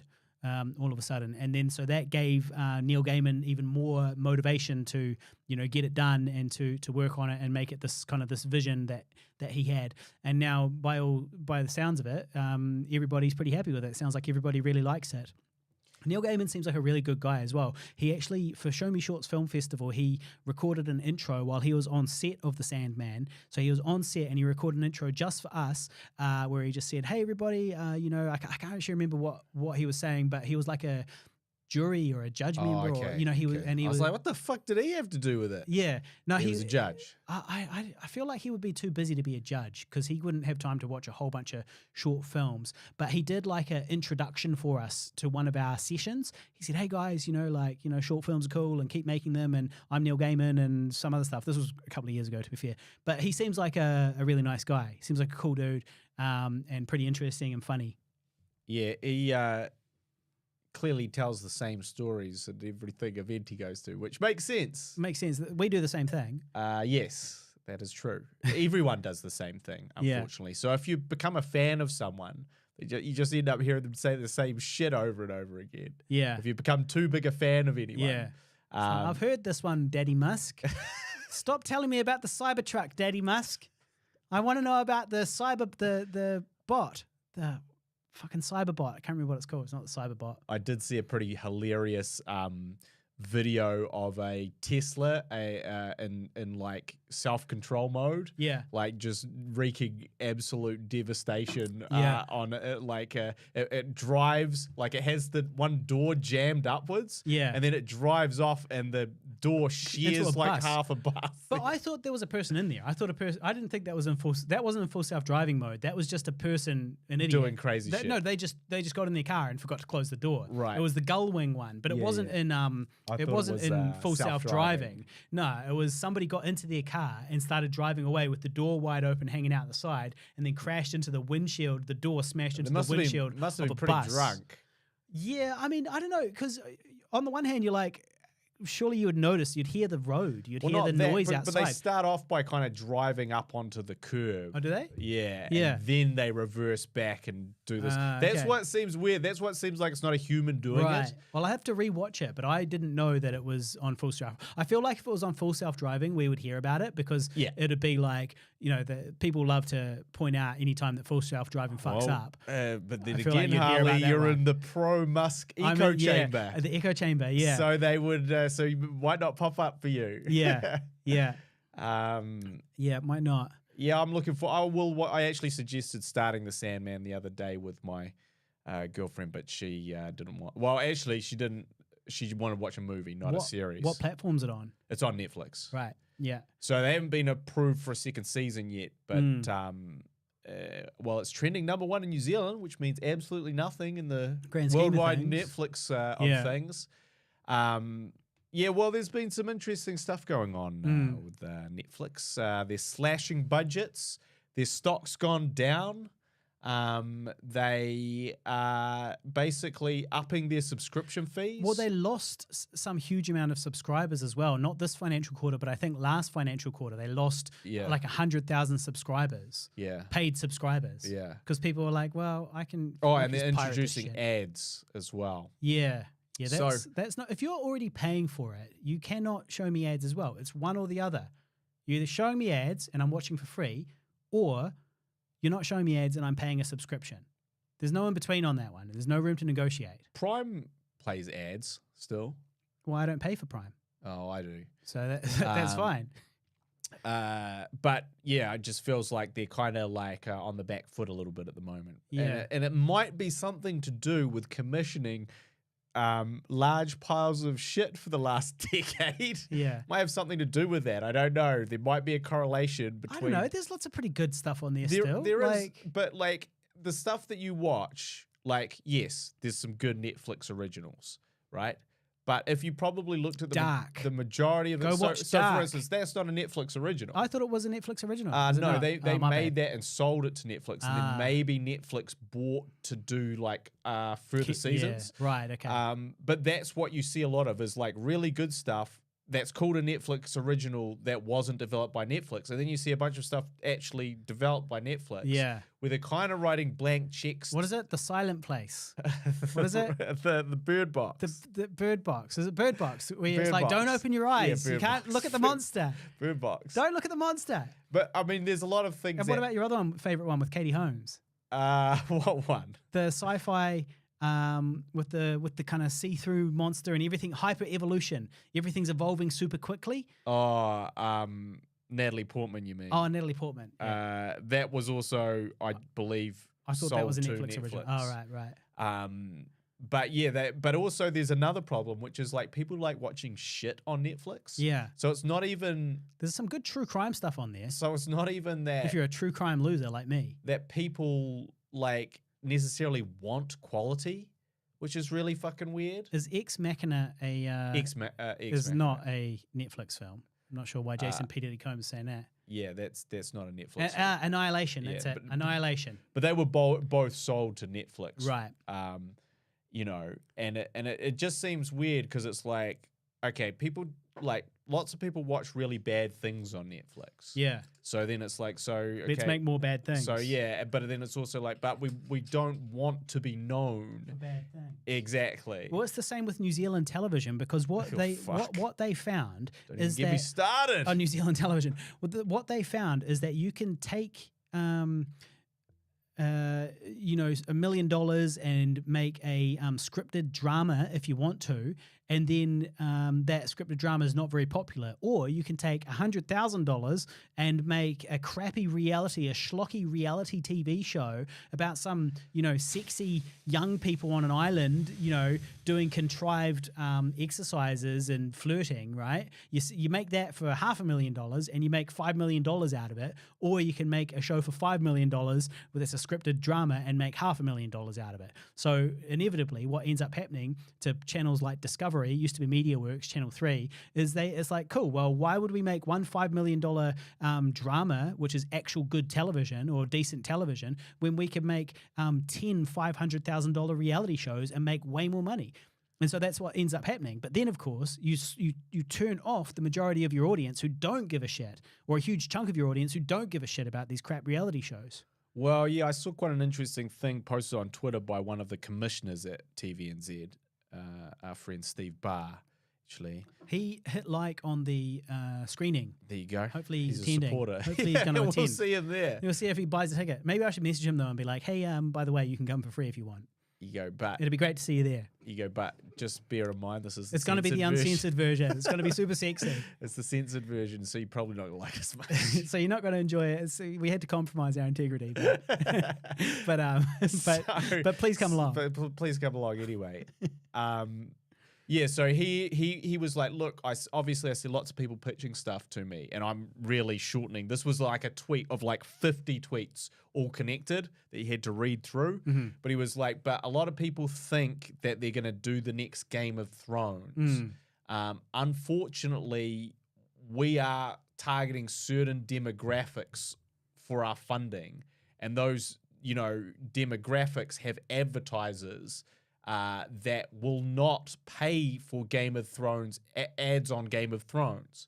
They'll pay for ads on whatever you've seen recently. And so when people think that, it's like we don't want anything original or anything like that, it's not just us. It's actually dictated by what can be put ads on. This is different than in America, where a lot of these are cable shows, whereas this is public television. It's not cable, and so a lot of these rules are no longer applicable. But we're asking, why don't we do what they're doing? And that's basically the answer. And I was like, oh, that's quite interesting. I didn't look because at we it. don't have cable, right? So we don't have we don't have the subscription option. Yeah, we're not a cable or there is TVNZ does have a streaming service. Yeah, where they do put other things on than just the things that they screen on TV. No caller ID was on there for a year. And there you go. So we've been on TV. I think we got about $50 out of that. We've been on TV with like our lowest budget thing that we've ever done, right? But we can't get our feature films or web series or anything put on this streaming service. Well, there's too much sex in the feature films. Yeah, so we just can't get it on there. It's too raunchy. We didn't show them the censored version. We didn't. To be honest, that was the deal breaker. Yeah. We should have shown him the censored version. What were we thinking? Yeah. Well, don't worry. Steve will be able to see the censored version this Tuesday if he comes. He's not coming because he doesn't live here, I don't think. Oh, does he not? I was under the impression that he's not based here, but I could be wrong. Okay, I thought he was here, but what do I know? I could be wrong. Yeah. So yeah, anyway, so basically what I'm saying is we make terrible television and that will continue. Long may it continue. Long may it continue. I got rejected the other day to get authenticated on Facebook. I cannot get the blue tick. Can't get it. Harley Neville, I'm not the real Harley Neville. And I guess I'm just not famous enough, basically. They were provide a bunch of links that show who you are. And I was like, all right, here's me on the Ellen show. Here's this, here's that. Here's all these other links that prove that I am who I say I am. Here's my IMDb. Here's all this stuff. And they are basically sorry, not really famous enough for the blue tick. And I see people with the blue tick all the time that I've never heard of. So I'm not really sure. And it's like I've been on Facebook. I'm an OG. I'm a Facebook You're OG. a stalwart. I started in 2007. I went back and looked. I was like, when the fuck did I sign up for this shit? Because I was pissed off. I was like, when did I sign up for this shit? I've been on there for 15 years. Well, it's right. time to move on. Time to move on. I've been on there for 15 years and I can't get authenticated. I can't get the blue tick next to my name. Not famous enough. I was talking to my girlfriend. It's like these people have no idea who I am. I was talking to my girlfriend about it. And she goes, "Why do you?" And she's like talking about us. She's like, "Why is everything on Facebook?" Yeah. And I was like, "Well, well, I mean, two reasons. One, because we've been on there for 15 years. Yeah. But two, because we're old. I don't know. Well, but where else no, would we you have go? we have I guess we have established An audience there. our audience and foundation in Facebook. Well, we do have the other like we're both on Instagram and all that stuff. But but we and don't YouTube obviously. we don't treat that in the same way we do Facebook. Well, and she was like, "Well, you really need to start." Yeah, but the problem with Instagram is that you can't post links there and so on. You've got to post a picture and then put a link in the description. Link in bio, mate. It's not the same thing. It's not the same. It's not as versatile as Facebook. Facebook, you can put up just an opinion, no picture. You can put up a picture. You can put up a video. You can put up just a link to an article, that might be relevant to your career, like you can put all sorts of stuff there, so it's much more versatile, whereas Instagram is literally just photos and videos and link in bio, and that's fine, but it's not really as good. Unfortunately, on Facebook, the lights are on. Yeah, but nobody's home. Nobody's home anymore. Yeah. Nobody young. Yeah. Nobody young. And unfortunately, we do have to, like, our aging demographic will not sustain us. No, we need to tap into a younger audience. We need to. You know what young people like? Sex. Sex in their movies. No, they'll get triggered by that. They'll get triggered. They'll be like, oh no. They'll be like, no, I don't want to see this. Yeah. I don't want to see this. I didn't sign up for this. I'm not ready for this. I didn't sign up for this. This is yeah. Actually, I don't want to say anything too bad, or the woke lefts will. The woke lefties will get us. The woke left. Oh, the woke lefties are on their way out now. Alt-right's where it's at. Alt-right that's where you want to be nowadays. Alt-right's going hard. The woke left's gone too far left. That's the problem. They've got so woke that, they're just completely awake now and nobody wants to be around them. You got to dream a little, and it's just a bit silly. They get a bit silly, like, oh, you can't talk to anybody. You can't say like, hey guys, thanks for coming along. Yeah, thanks for coming onto the screening. What do you mean, guys? Can't say Well, it. we're not all guys. Yeah. Well, okay, it's a turn of phrase, guys. I'm not trying to offend anybody. Yeah, well, you fucking, you have. Nazi. You're a Nazi now. Yeah. Yeah. That's what happens. It Their does. mind is so open that their brains fell out. So, Yeah, things turn on a dime. yeah. Whereas at least with the alt-right, you know where you At stand. least you know where you stand, yeah. Yeah. No, look, I consider myself to be a liberal lefty, but, not a woke liberal lefty. And also, I did check out a couple of alt-right sort of meme pages and so on lately. They got some good stuff. They do have some good memes on there. They got some good material. But it's all, the problem with their material is it's all based on being a horrible person. So like, I like humor that is quite black and nasty. I do quite like that. And their humor seems quite black and nasty, but it's just a little bit too black and nasty because people are actually being hurt in real life. Like if you go, like an anti-masker or an anti-vaccine person, right? And it's like, cool, yeah, well, that's funny. You are making a funny joke, but people are dying. Your selfish actions are hurting people. So it's difficult to get on board with them because they're basically, they're just so obviously the bad guys. You're just so obviously, clearly the bad guys. If this was a Disney movie and you look at the people on these alt-right pages, you'd go, well, there's the villain. Any one of them, there's the villain. Very clearly there's the bad person in this story because, they're just kind of horrible. Not bad memes, though. Not bad memes. From what I've seen briefly, I'm really enjoying this Alex Jones trial. I don't know if you've seen anything on that. I haven't been keeping up with it apart from like what I see pop up here and there.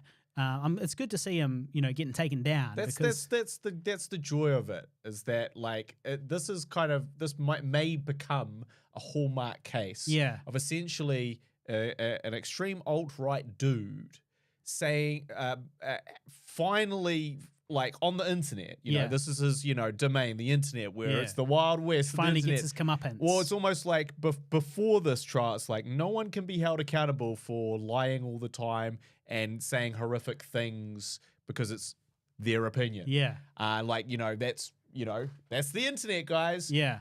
And this may be this kind of landmark case where it's like, oh, no, actually, someone, like, not everyone will. It'll still be a lot of that. But this may be the example of a guy that, is really punished severely for doing it. To be fair, most of what he said was kind of, okay, that's just wacky conspiracy stuff. All right, this guy's a nut job, but that's fine. Nut jobs are following him. That's cool. But it's a next level scumbag to go after the families of murdered That's right. children, because like it's a really horrific school shooting where a teenager goes in and blows away a bunch of like primary school kids, and then to say that it's all fake and that the people who are the parents who are crying about their dead children are crisis actors, and then those people get harassed by these lunatics on the internet. Meanwhile, you're making money hand over fist from your outright lies. Which you really may well, next level, low. Which you yourself may well not believe.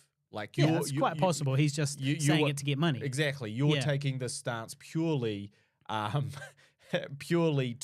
essentially to make money, and to kind of stir up these crazies. But yes, it's like, I couldn't imagine anything more devastating than having this, being one of those parents essentially and seeing this. Because, once upon a time when your child was horrifically murdered, people would send you condolences.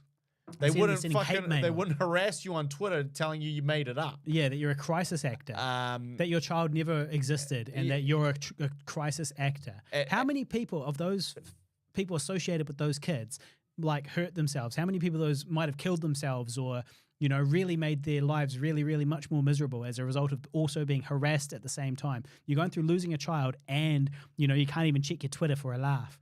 Yeah, it's hard. Grieving's hard enough without that. So if we can kind of stamp out fucking some of this lunacy, with this man, great. Yeah.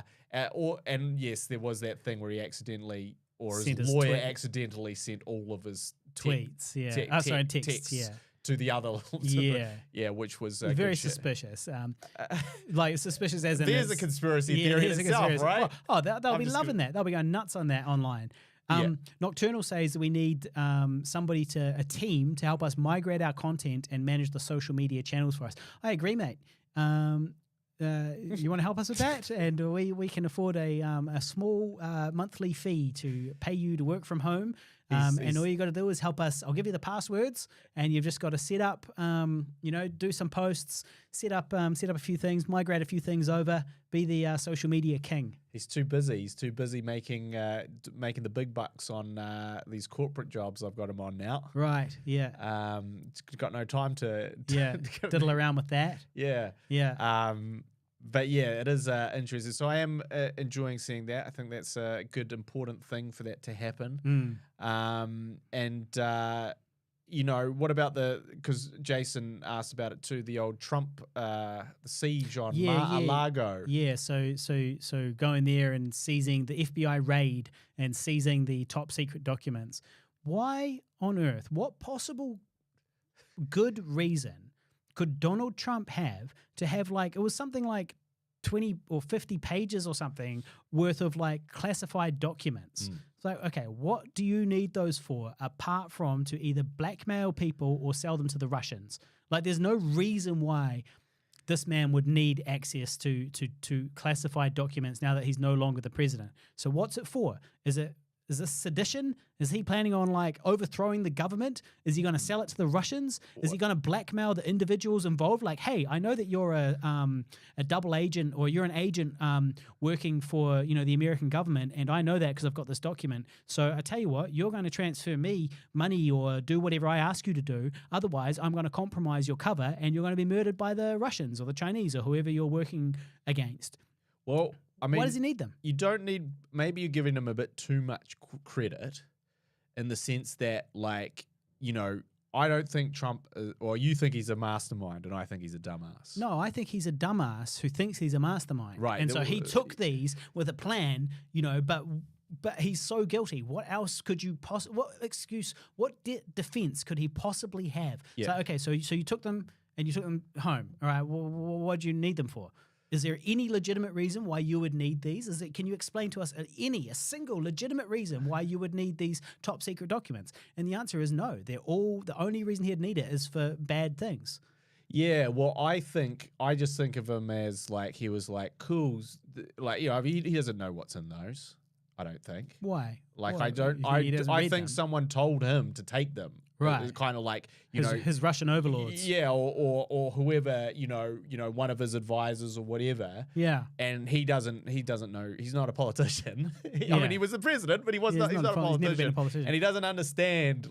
Also, he doesn't sort of understand where. I mean, clearly he doesn't understand where and when he's breaking the law, as we've seen in his insurrection. Yeah, his accidental insurrection. His accidental insurrection. Don't you hate it when you get one of those? Mm-hmm. An accidental insurrection? Yeah. Hate that. Happens on the bus all the time. It's all that jiggling around. So anyway, I feel like someone told him to take those as they're like a valuable asset to you. Yeah. They're a valuable asset, and he understands that from his business, from not paying tax for 30 years. Yeah. And and he's like, oh yeah, so this is an asset that I can use, later on. Yeah. To blackmail people. Yeah. Or to sell them. Or to sell. As or to insurance. do whatever. Or to protect me. Yeah. Or something, not understanding the gravity or the repercussions of that. I can't wait to see situation. him go to jail in an orange jumpsuit. There's no doubt he is going to jail. That would be so good. I think there is no reason that he won't be going to jail now, I'm sure. Well, I hope so, because that would really be sort of a good way to end this. Well, it is. Because a bad way to end it would be he runs again in 2024 and gets in, and we have another 4 years of idiocy, hate, and all the rest of it. Well, I feel like the door's closed on any possibility of him running again, coming back in any kind of capacity. Yeah. Not that yet. I mean, but her emails, Hillary's emails. So, he's out. He's kind of managed to, through his entire presidency, sort of managed to weasel his way out of every single thing that he did bad. Yeah. Which was everything. And now it's karma. It's karma. It's karma. Karma police. Did we hear anything about the Ron DeSantis thing down here in New Zealand? I don't think I heard anything. I feel like I've maybe heard that name, Ron DeSantis. I don't even know who that is. No, I don't think I'm not keeping up with it down here in little old New Zealand. But I'm sure that Jason will let us know what that's all about. He's the likely Republican candidate, if not Trump. Oh, okay. Well, that's the bit that I don't really understand about how Trump got in. Is it's like, how did the Republican Party not be like, we can't have this man representing us? He's clearly an idiot. Oh, I think they were he's greedy. He's an idiot. He's a PR nightmare. I think they're like, here's a good puppet. Yeah, well, here's a good puppet, and he's got popularity amongst the the dumb poor people that vote for us, despite the fact that we're rich. That's another thing that boggles my mind about America, is like the people who are supporting the Republicans are not necessarily well-off people. They're often, they're very poor people that would benefit greatly from some socialism, who are instead voting for this guy that's a weird millionaire world over there. who was born with a silver spoon in his mouth. It doesn't, it's like, what? Didn't you stop to think about this before you voted? But I don't know. Yeah. Yeah. Well, unfortunately, people vote.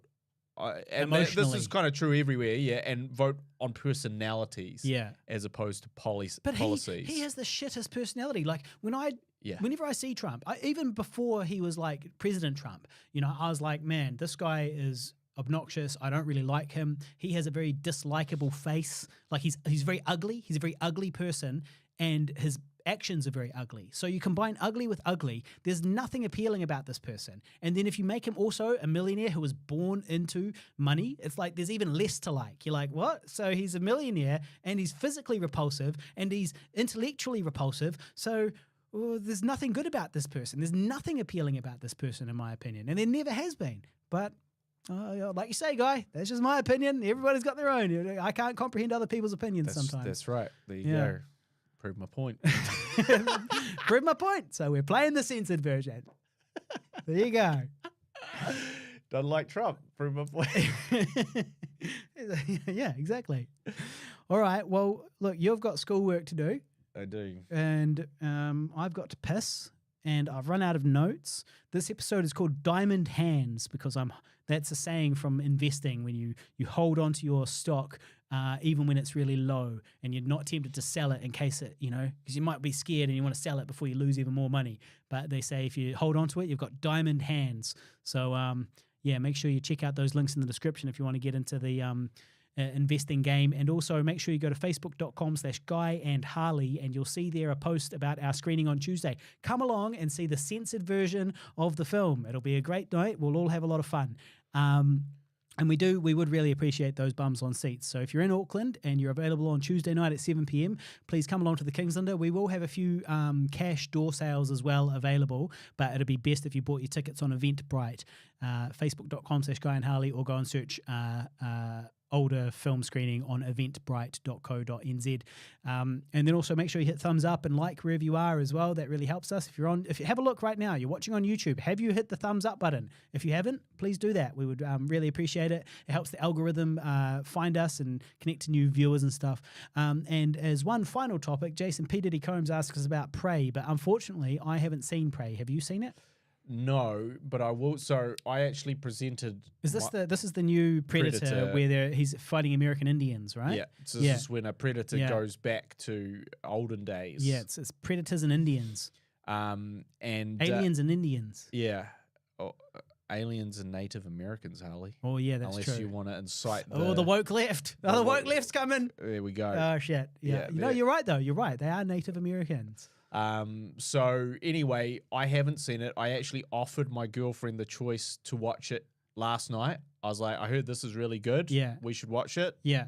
I didn't tell her it was a Predator movie. No. I was kind of going to obscure that from her until she was in it. Yeah. And then it was too late. But she was like, no, I don't want to watch that. So we ended up watching The Power of the Dog.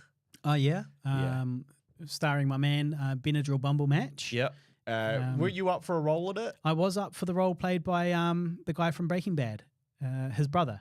Benadryl Bumblematch's brother. Wait, that was the role that was the role.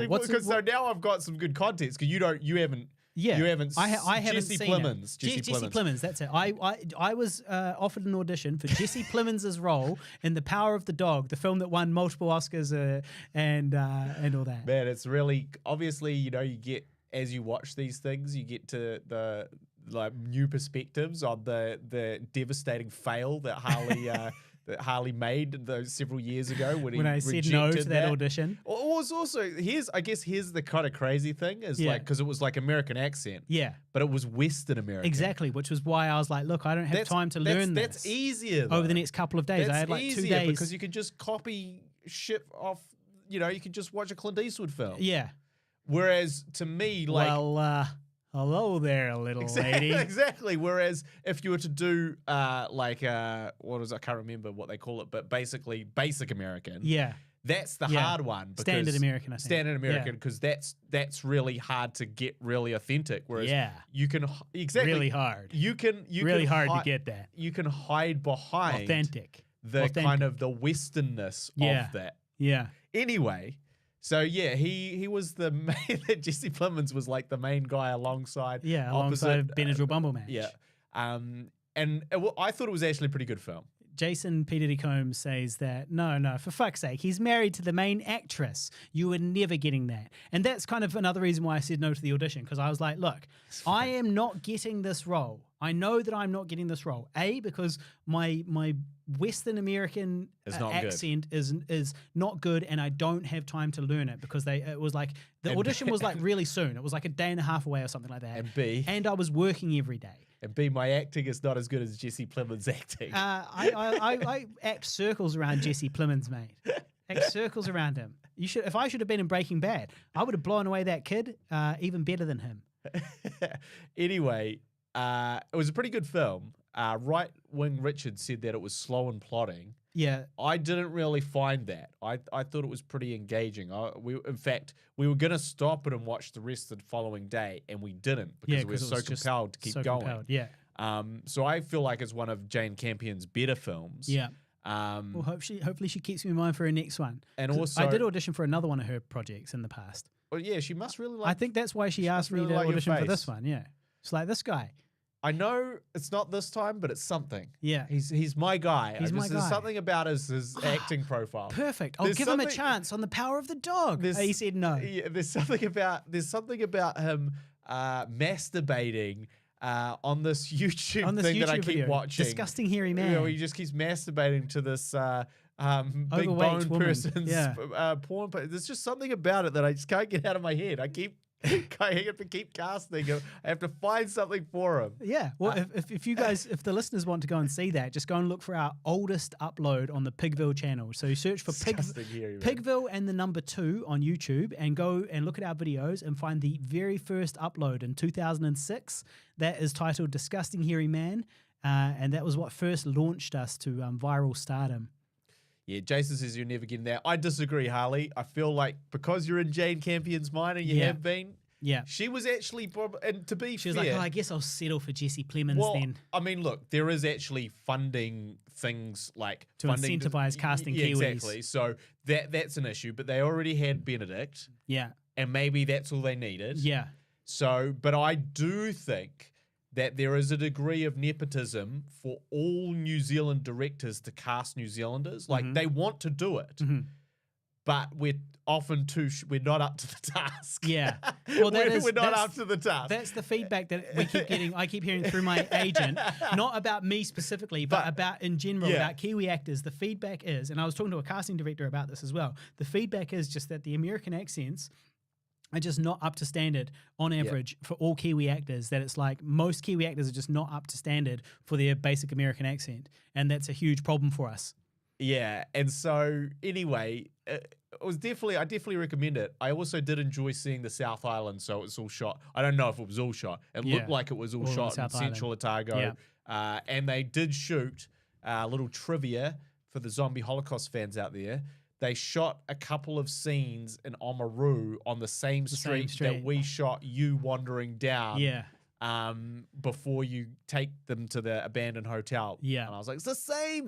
We did it first. We shot there. Yeah. We did that. Yeah, well, Jason Pittity Combs has a good point. He says, but the audition could have turned into another role, which is true, and I've always said that, and that's why I should have done it. And I think that's what they did, because they had like a group of other guys around them, those two. and one of them could have been me. And because one of them was another Kiwi, or two of them were Kiwi actors that I recognize. Jason Combs says, dipshit background cowboy. That could have been Exactly. my role. That could have been you. Man, because this is the thing. Would look good on my IMDb. They're in heaps of the movie. Like they're in like a majority of the movie, which means that you'd essentially be paid really well to loiter about in the back of scene looking like a cowboy and saying nothing. Yeah. It's not a bad gig. Yeah. But you didn't do it. I didn't do it. But it wasn't so much about me being, obviously partially I was scared to go and audition and all that stuff. But really it was about the fact that it was the timing, because at the time, I can't remember exactly what it was now because it was a few years ago, but basically it happened at a time when I was super busy with a whole bunch of like day job shit, a whole bunch of other things that I couldn't get out of. And so basically I was going to have to learn this American accent and learn the lines and not go in there and embarrass myself, because it doesn't do you any favors to go in there and stumble and not know your lines and fuck everything up and do a shit accent. That doesn't necessarily help you at all. You might be better off to not do that. And so considering I had like a day and a half, I was busy, I didn't know the accent, and I'd have to learn the lines. And I remember being like, well, shit, who am I going to even practice with? I'm going to have to go out to like the North Shore and hook up with our dear friend Joss, maybe, if she happens to be available like right now, basically. Yeah. So I was like, look, I just can't do it this time. It's just bad timing. I would have loved to have seen those audition pieces, because his character is I've got them, mate. A man of few. They've been emailed to me. A man of few words. Yeah. So in fact, they emailed me the whole script. What is wrong with you? They emailed me the whole script before it came out. Yeah, that's insane. That is quite insane. They never do that. They don't do that. They were like, but this guy's a hot favorite. We're going to send him the whole script. Jane Campion's favorite. Yeah, it was like she was like, look, send him the whole script. I really want him auditioning. Yeah. Like, obviously send the signs to everyone else, because this is not common practice, especially for some jobbing actor who's been in a B zombie film. Yeah. But because you're her favorite, thanks to Disgusting Hairy Man, the built-up equity, she sent you the whole script, which I guarantee, which you did not read, did you? I didn't read it all, no. You just read like I skimmed it. I read my scenes and I skimmed it. But like I said, I was kind of busy. And once I decided that I wasn't going to do it, I was like, well, I don't have time to be rushing to read this. I could read it now, I guess, but I could just go watch the movie on Netflix instead. Yeah, I'd be more interested, and I really feel like for the next episode of the show, you should take a piece of that script Yeah. and do like before you've watched the film. Yeah. And just do like a little scene of with his, the accent. Yeah, and I'll read the opposite side. Okay, I'll see if I can find it. Power of the Dog, as performed by Yeah. Harley Neville, Yeah. the front runner. This is what they missed out on. Front runner for the role that he decided to that he turned down. Not even to audition for. Yeah. All right. Well, look, we've got some great questions there in the live stream, but I definitely need a piss. So what do you want to do? Do you want to address those questions while I take a piss, or do you want to go? Well, no, we should go because I actually do have work to do. Okay, all right. Well, look, it's been a great time. It's been a great time. Apart from the fighting, apart from the classic fighting, the stalwart staples of the episodes these days. Apart from that fighting, it's been a good episode, and so I hope to catch you all on Tuesday if you're in Auckland. Otherwise, we'll catch you on the next episode of the Guy and Harley podcast. Make sure you hit thumbs up and all that stuff. And hit the bell icon so that you get notified next time we go live. But we will try and get this running regularly again now that things have kind of settled down a little bit, or at least for me. Yeah, settled down for me. No? But they will hopefully in the next 2 weeks or so. Yeah. All right. Well, thank you very much. Good night. See you later.